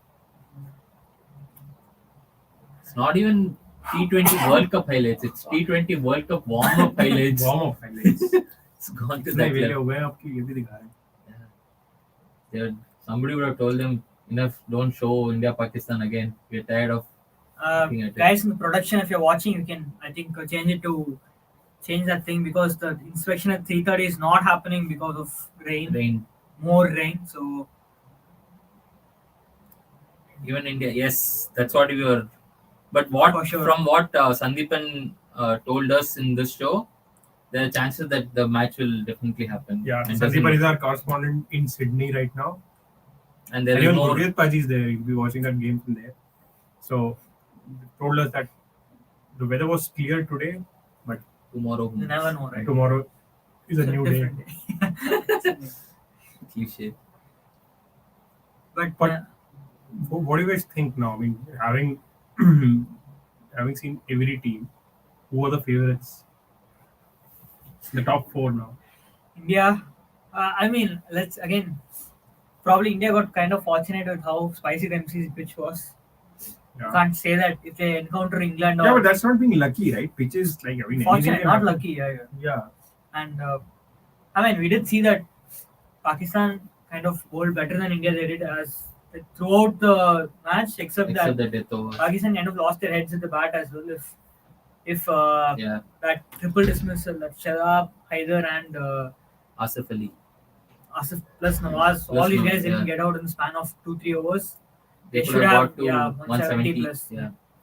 But India you have to count India as one of the favorites right now. I'll still put Australia in the mix because of what the They're firepower capable they of. have. Yeah. Just don't know. And yesterday Warner had a bad day and they still won in 16 overs. And now, they and England are in a similar situation. Both of them Yeah. have lost a game that they should have won. So it's Yeah. ultimately it's going to come down between Then the game between them. England more so than Australia, because I think losing to New Zealand is excusable still. Yeah. Losing to Ireland, with all due respect to Ireland, in shortest format, which is probably not their strongest format as well. England have lost multiple times to Ireland 50 over cricket, and Yeah. Ireland do have these kind of batters who are very well tailored for 50 over cricket, like Harry Tector. And against this Camphor. English kind of bowling attack, where Exactly. there is seam or swing, they can. Yeah, and if you gave England, But Ireland do not have many hitters, right? I mean, that's where the Exactly. power score here works for them. and if you gave England two venues to pick, they would have picked MCG and Perth, because it favors their fast bowlers the most. B, long grounds obviously Helps. tougher to hit the bowlers out of the park. So England have definitely this thing. So yeah, Australia, India we have. I'll still put Pakistan in the mix, because they're just you expect Rizwan and Babar to score soon. I'd put Pakistan above South Africa, if I'm being honest. Still, Yeah. personally, I just don't trust South Africa at all for some reason. I don't But know. Quinton de Kock, I mean, if not for that one missed delivery, if he had gotten a boundary in that, maybe Or they that would if have. that five, Yeah. they got that stupid 5 penalty runs because the ball Yeah, hit the yeah. helmet, right? Not helmet, the glove. Gloves, Yeah. sorry. Yeah. So It's just Yeah, but small things. There's this silly rule, right? I mean, they can't even have the result if the 5 overs are not bowled. Yeah. Minimum of 5 I overs. mean, is cricket required. has a lot of outdated rules, stupid rules. I don't know when. So or- what happened if they chase the target on under 5 overs? They keep on playing till 5 overs is bowled? Because Yeah. this is what used to happen in the carry picket days as well. I think we're getting Dan into the show. Yeah. If I'm not wrong. Yes. Hey man, Hey guys, how are you? Yeah, all good. all good. So Dan, how was the States? Fantastic. Yeah. Pleased to be back though. Can watch a lot more cricket now as well, so that's good too. But not a Timing welcome quite you forward to from an England fan perspective.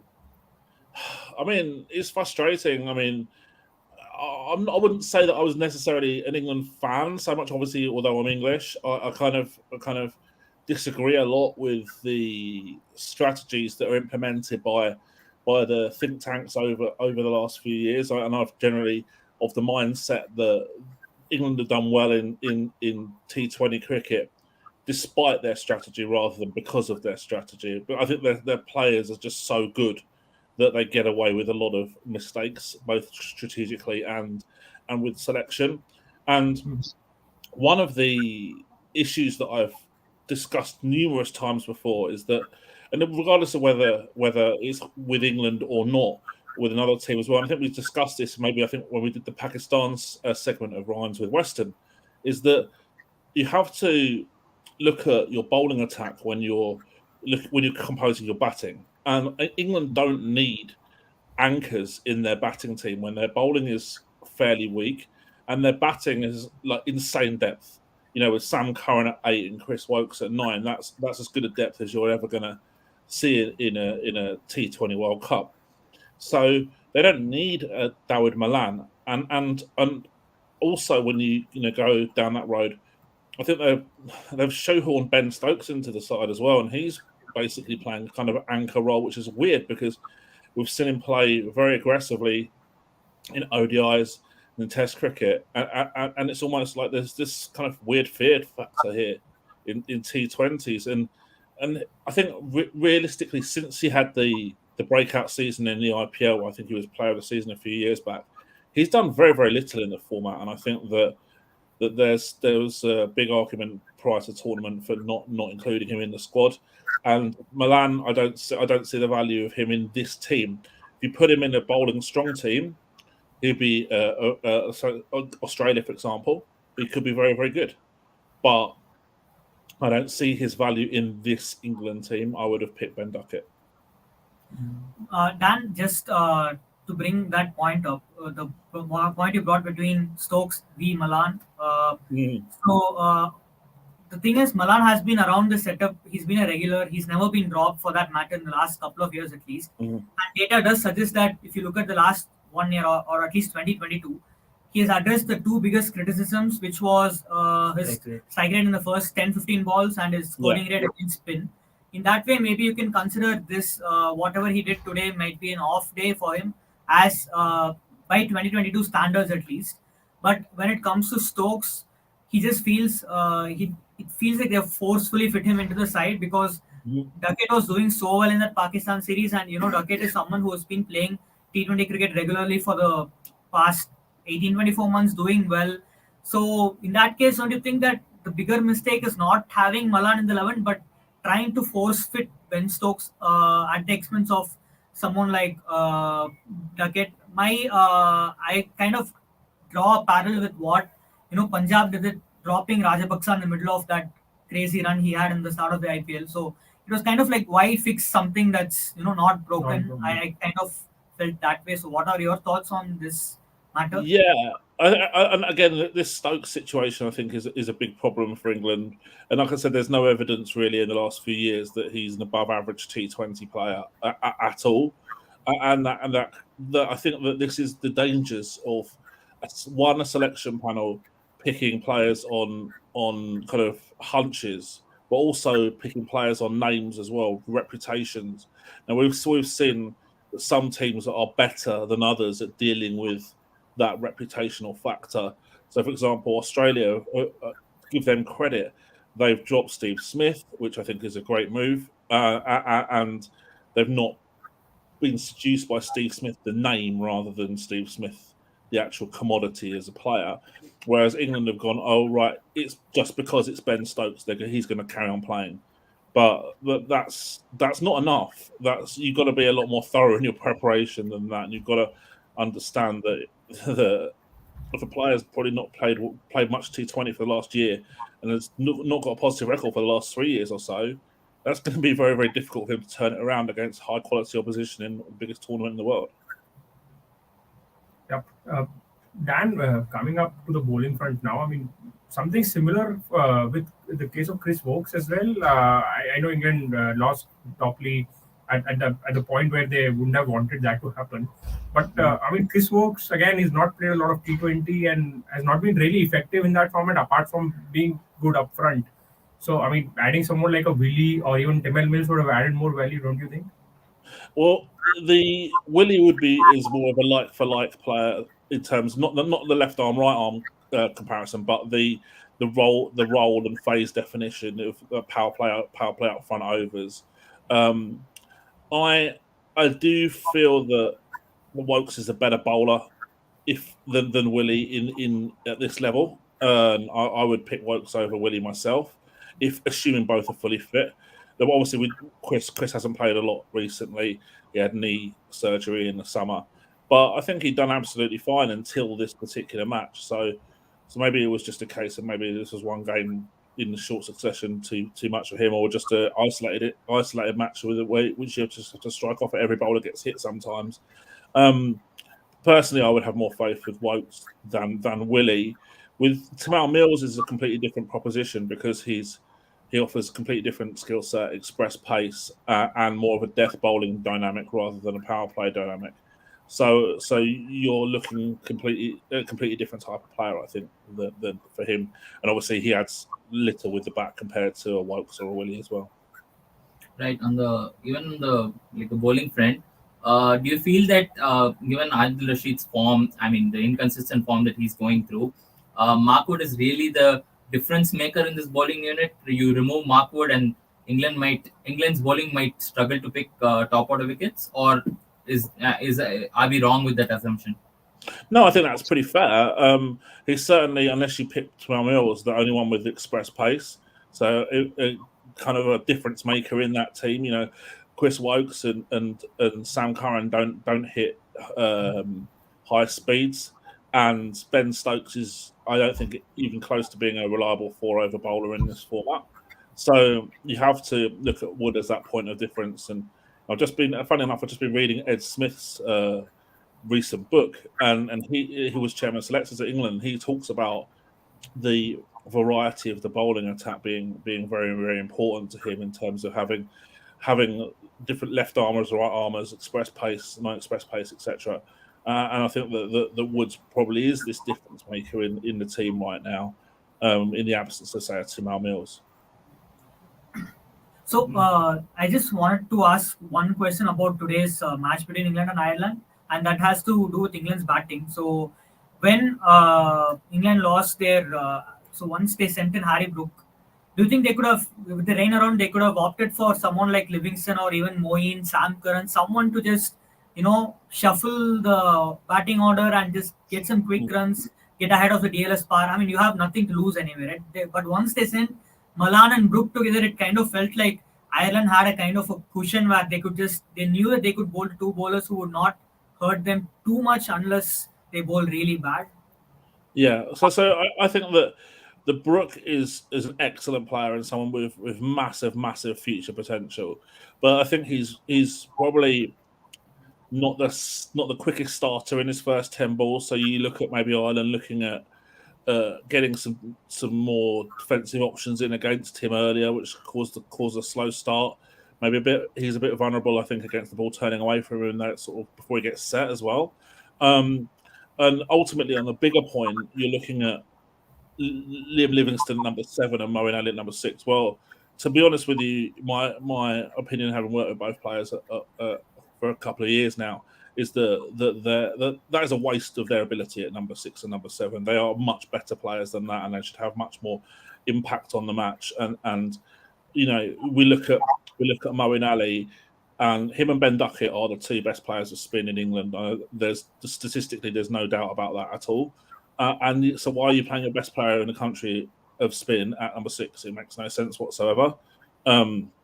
And it all goes back to this shoehorning of Ben Stokes into the team at number 4, because that's had this knock-on impact of Moeen Ali going in at number 6 and Liam Livingston at number 7. And Liam Livingston has shown in the IPL this last year, he's one of the most destructive hitters in the world.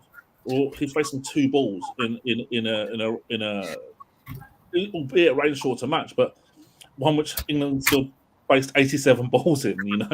Like even if he faces half of the remaining 33, he's only facing a maximum of 18 balls. So you're constraining his impact on the match unnecessarily by tactics, because you've let Malan, Stokes, and Harry Brook face over half your resources in the innings.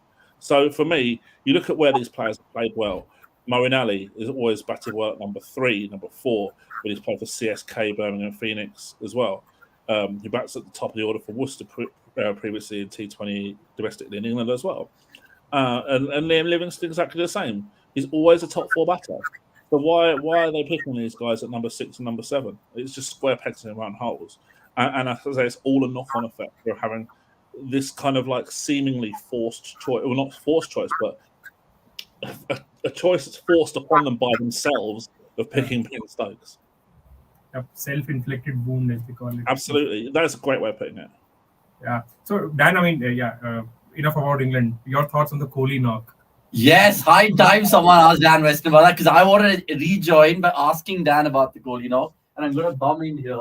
Dan, sorry, you don't need to talk, but I have to ask you, being the biggest Kohli fan and being, of course, devil's advocates all the time, how did you rate that knock? How did you rate that match? Have you seen a better T20? Oh, well, in terms of seeing a better T20, I think that's the pinnacle, really, isn't it? And, you're not going to see a better match between 2 fierce rivals going down to the wire. It was all that we could have asked for before the match. In terms of Kohli's knock, I have mixed feelings about it, okay? Because so obviously we know it was a match-winning innings, and you have to give him extreme credit for the way he finished the chase off. No doubt about that. But it also kind of produced mixed emotions for me a little bit, because I look at the way he did that and I think, a bit like with KL Rahul to some degree, I think you've got so much ability. So why are you playing these like nerdling 30 or 30 knocks and stuff so often?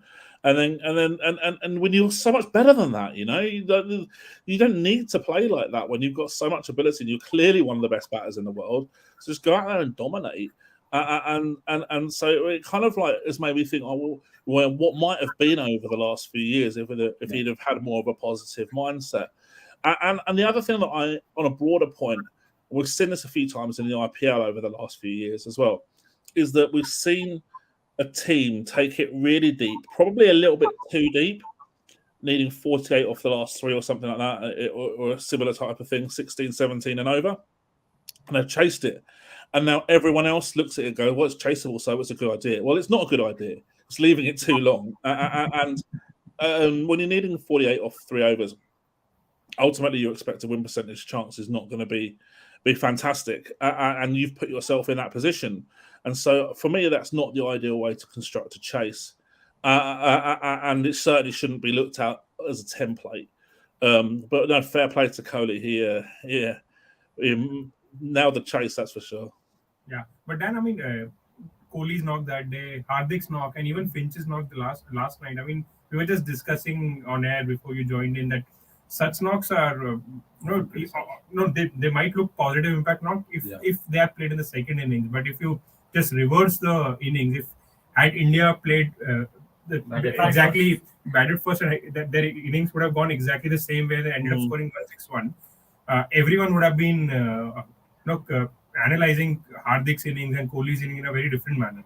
Yeah, no, for sure, because obviously you don't know what the target is going to be against Pakistan, and you're also thinking that against Pakistan a 160-ish total is probably right up their ballpark. They're constantly knocking off those 160 totals. So you're right, yeah, you flip it around. I mean, the Finch knock was weird, and I think that I've gone on record as saying that I think that he shouldn't be playing in this tournament, and I don't think that he's not the best option for Australia right now in this tournament in terms of just batting ability. You can take captaincy as a separate argument, but batting ability, there's no argument to suggest that he's better than what they could bring in. I mean, maybe for the toss, because he has an incredible luck with the toss. But Dan, I want to ask you about that last over. You mentioned 48 for 3 over there, and I also want to ask you about how you would have handled your bowlers, because Babar found himself in that similar situation that he found himself in the Asia Cup, having Nawaz bowl the final over. First to that over itself, 16 of 6. I know you might not be a betting man, but you've seen so much cricket. Surely you couldn't have kind of predicted the outcome of each event of that over, right? Yeah. So the last over, for example, like you say, is completely unpredictable with what's happened. And bowling wides and stuff as a spinner in the last over is probably, not great. It's not particularly acceptable. The no ball, I think, was an extremely marginal call. I think if I was working with the bowling team, I would have been extremely disappointed to have. But if you were Marius Erasmus after, would you have extended your right hand? Be honest with us. I'm always I'm a bit negative with the no balls. Anything borderline, I go as a no ball, because I always find that the batters want that to be the no ball. They're not worried about danger in that situation. They're worried. They're thinking, right, where's the free hit coming? They're not thinking about whether they're going to get hurt. So in those kind of marginal situations. So for me, I'm more in favour of the bowler in that situation generally. But I think going back to Pakistan bowling distribution, this is where you have a bit of a danger of having like an Asif Ali in your team as a luxury finisher. Batting at, say, in this match, number 8, for example, as a non-bowling finisher, I should say, because then you're having to either rely on 5 bowlers or on a very, very, very occasional bowler such as Iftikhar Ahmed to contribute some overs from the 6th bowler. And so having that lack of flexibility in your plans can lead you down this road. But I think ultimately I'm very, very clear on having sort of quite clearly defined phase plans. If you've got a 2 death bowlers, then the vast majority of the time it's the right option to bowl them 17 and 19 and 18 and 20 or whatever order you want to use them in. So for me, I would have tried to get Nawaz's overs in a little bit earlier. And let's not forget as well that left arm orthodox is usually a pretty good matchup against Virat Kohli as well. So there shouldn't have been that much fear of bowling him out earlier and then using the death overs from the Pacers. Yeah, I think Nawaz got Kohli out in the Asia Cup, if I recall, as well. We'll just give you and the viewers some breaking news, Dan, because the verdict is out. The match has been abandoned at the MCG, the second one, that is, the New Zealand Afghanistan. So points split. How does this sit well between the group? I've already asked the lads. According to you, would you be happy in shuffling away if you were Sri Lanka and Australian, dare I say? I look at it as, first of all, an impact on Afghanistan, and I think that it's a real shame for them because I think pre-tournament, we've spoken about this on the show as well, but I think pre-tournament they would have identified this New Zealand match as a potential game that they could target as to cause a inverted commas upset, and they're not going to get that opportunity now. I look at New Zealand's batting, and I think if they can get Finn Allen out early, they could tie them down very, very effectively against spin, and certainly all it would take then would be for a couple of batters to come off, and the shot could have been on. So it's a shame for Afghanistan, but the group now is wide open, and you look at England against Australia coming up, and you think, wow, that's a huge game now.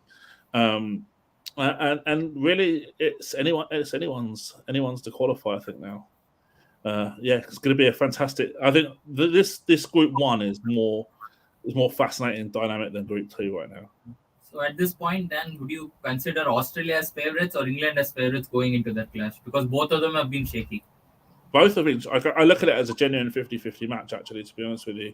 I think both teams are strong, but both teams have got holes in them and perhaps some selection issues as well that they need to look at. So probably a 50-50 match. And I think that, it's oftentimes it is those 50-50 matches that you've got to get through to win major tournaments. And we've seen that so many times before. Whoever loses that match is going to be in a tricky position moving forward. Coming to I wanted to ask you about one thing when it comes to Australia's 11. I feel they got away with it last year. I mean, they did win the World Cup, but I still feel that they are a much better bowling unit with both Zampa and Agar in the 11. And even yesterday, you saw Agar predominantly bowl to like lefties, and he still managed to get away with an economy of 6.20, something like that. Yeah. Now, if Zampa should recover from COVID soon, I guess, or maybe Agar will get one more game. But if you wanted to leave one person out of the 11 to accommodate both the spinners, who would it be? I personally think might be Tim David, because just that he's the most inexperienced guy out there. I'm thinking from an Australian perspective that they usually don't leave out people with reputation. So I think the easier call might be to drop Tim David. Finch is the obvious call, but I don't think Finch is going anywhere. So realistically, who do you think might miss out if they decide to play both Zampa and Agar? Personally, I wouldn't go down the Tim David road in terms of dropping him, because one, I think he's a match winner, and two, it completely disrupts the structure of the team as well, in terms of you having to move Wade up to 6th and then Agar at 7. And Agar with the bat is a competent batter, but he's not a finisher. I don't think in any way, shape, or form.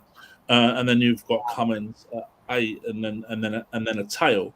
So you're having to go with a completely different structure than what has been used in both the 2 matches so far in the tournament, but also a lot of the preparation as well. So I think that's unlikely to happen. Agar has got this outstanding economy rate in T20 cricket in recent years as a very, very defensive bowler, and done well with it. I would perhaps guard a little bit against looking at his record against left-handers against Sri Lanka, because I think Rajapaksa aside, their batting lacks intent, Merchants for sure. Yeah. And I think that we have to look at the opposition as well in that kind of context. But for sure, he's a very, very adept defensive bowler. Adds a little bit more with the bat than Zampa does, but I don't think as a finisher at all. As I said, for me, I think that the decision would be more to leave out a pacer. But again, it's difficult to know who. Cummins didn't have a great game against Sri Lanka, but adds a lot of batting depth as well. Much more reassuring with him in the team. Hazelwood and Stark had played well in that last match as well. But the only way I think you could play both those 2 spinners is to lose a pacer and rely on more overs from Stoinis and Mitch Marsh, which personally I would be against as well. So I think realistically it is a 1v1 choice between Agar. So which makes it, according to you, if you had to make that call, Stark, Cummins, or Hazelwood? It's a holy trinity, but that's a difficult call. You're asking me to make a very, very difficult call there. Oh God, no! I don't know if I can make that one. That is saying this is a trinity. It's tough. I would probably over the last couple of years probably lean towards leaving out Stark, but I'm not sold on it. Maybe It's not a decision I love. maybe they'll pick a chick. Maybe they'll pick a chick or Stark, like you Not keep. chick. Oh, You're not picking chicks here. but it's something that you mentioned about left arm tax, right? Maybe that'll go in his favor. Yeah. That happens a lot in teams because we talked about what I said earlier about that the bowling composition, the difference in your bowling unit, and having those different types of weapons, and we've seen that teams do value that both in overseas.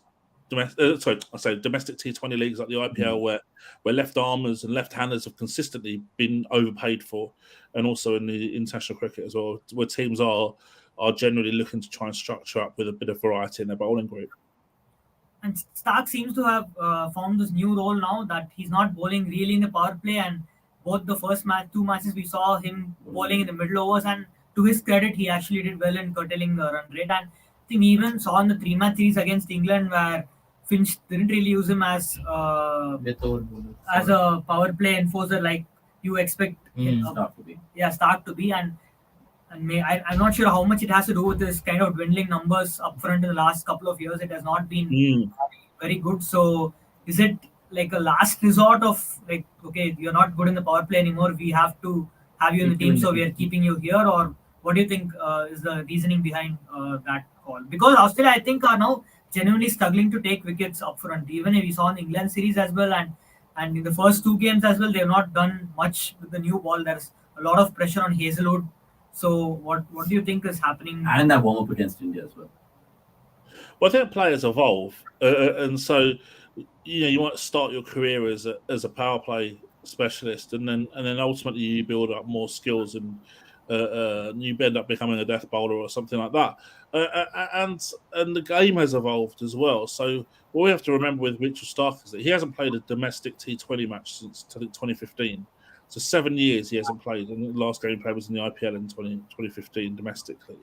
And so he's only played a bit of international cricket, and he's certainly not been a out-and-out regular in the Australian team over a long period of time. So the game has evolved. His skill set should have evolved as well. And if Australia are making a call suggesting that he's not as effective in the power play as he might be in other phases, then I think that will be a call that they would make with a lot of logic behind it, because I know a few people in the Australian think tank, and they're very, very smart operators. So I think that ultimately you can, if the decision has been made to readapt Stark's role, then that will be done with a lot of logic and a lot of planning.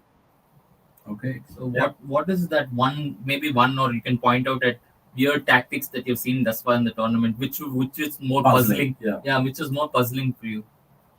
I still look at the batting intent from teams, and I still think that it's dialed down a little bit. We're still seeing a lot of very, very slow innings, and we've seen, for example, Nissanka 40 off 45 yesterday. Milan's played a couple of long innings which are below a runner ball. Finch the same, and there's a lot of players who are really looking to take their time to get set. And I think that ultimately that is a big mistake, especially when you've got a lot of depth in your batting group. And so, like in England, for example, with Chris Wokes at number 9, you don't need to take a lot of time to get set. And even with Australia, with like a Cummins at 8 as well, you could say the same thing too. And with Agar still in that bottom last 3 as well, Cummins and Agar at 8 and 9 or whatever it might be. You don't need to do that. And on another day, that 31 or 42 from Finch could have been a match-losing innings. It wasn't for Stoinis going absolutely world-class innings at the end. So for me, I think that there's a lot that teams can still do in terms of learning how to manage their batting resources better, and to putting teams under a lot more pressure. And it's still almost like some players and some teams are batting with a little bit of fear right now, or waiting until the crisis point before they start playing more aggressively.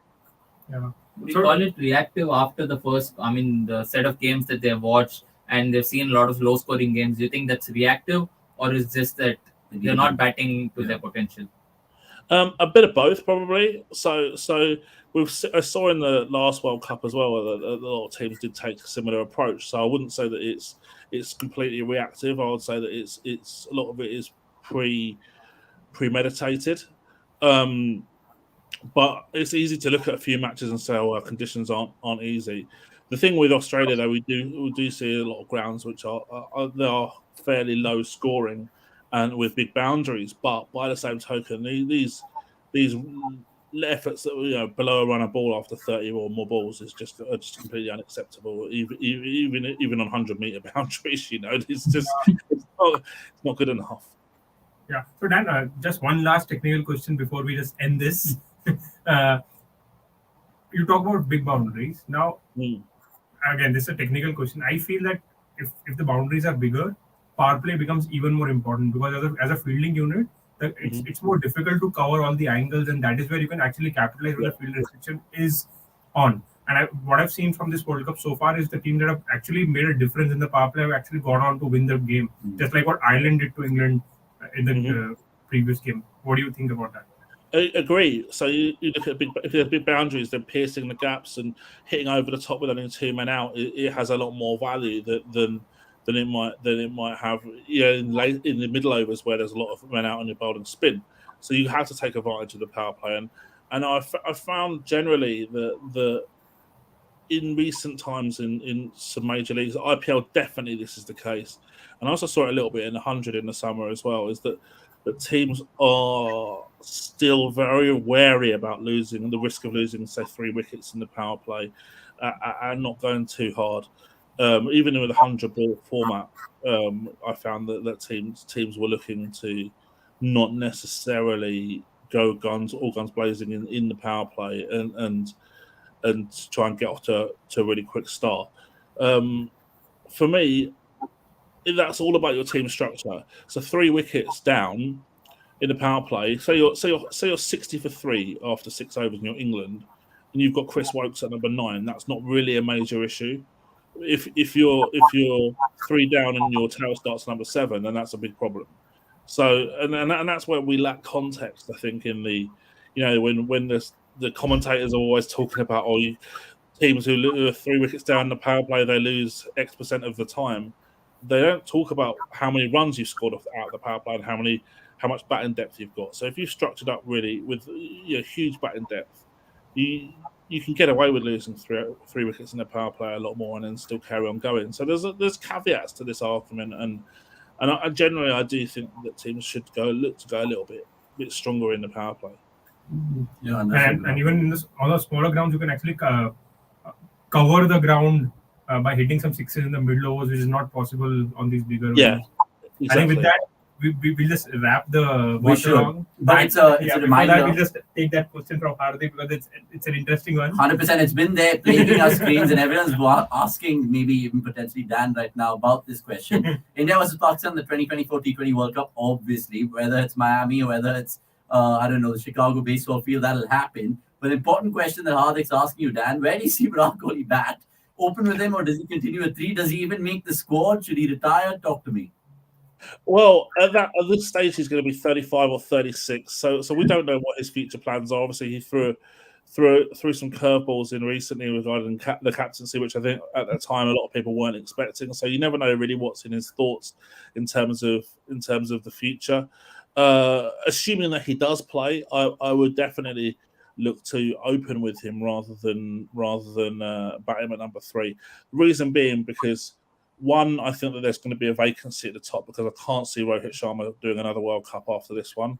And 2 is that he's a better player of pace than he is against spin. I don't think there's any debate about that at all. And batting in a role where he's likely to be able to get set against pace first makes a lot more sense. So for me, I would look, if we're assuming that he's going to still be available and still going to be selected, I would look to open him. Okay, let's see how it all unfolds in 2 years' time, but we still have this World Cup to bring to you and all the viewers, of course, on our watch-alongs. Thanks so much, Dan Weston, for making your presence felt. In fact, it's been a one hell of a watch along, even though there's not that much cricket to see, but we've still got men from Auckland, Sydney with Sandeepan, and Dan, of course, wherever you are in the UK. We really appreciate your time as ever. And there's more to come from Dan, of course. Dan, with that, we'll say goodbye to you and the viewers. Join us, of course, tomorrow, guys. Netherlands versus India. Hopefully the rain stays away, and we'll have lots to talk to you guys about as ever on the CDC Watch Along. It's a goodbye from Akash, Anirudh, Somesh, me, who are all wanting to kind of get out of the studio right now and enjoy a little Diwali and maybe play some office cricket as well. Thanks for watching. Let us know in the comments below what you like, what you didn't. We'll get it sorted. Until the next time, it's a goodbye from me and them, of course.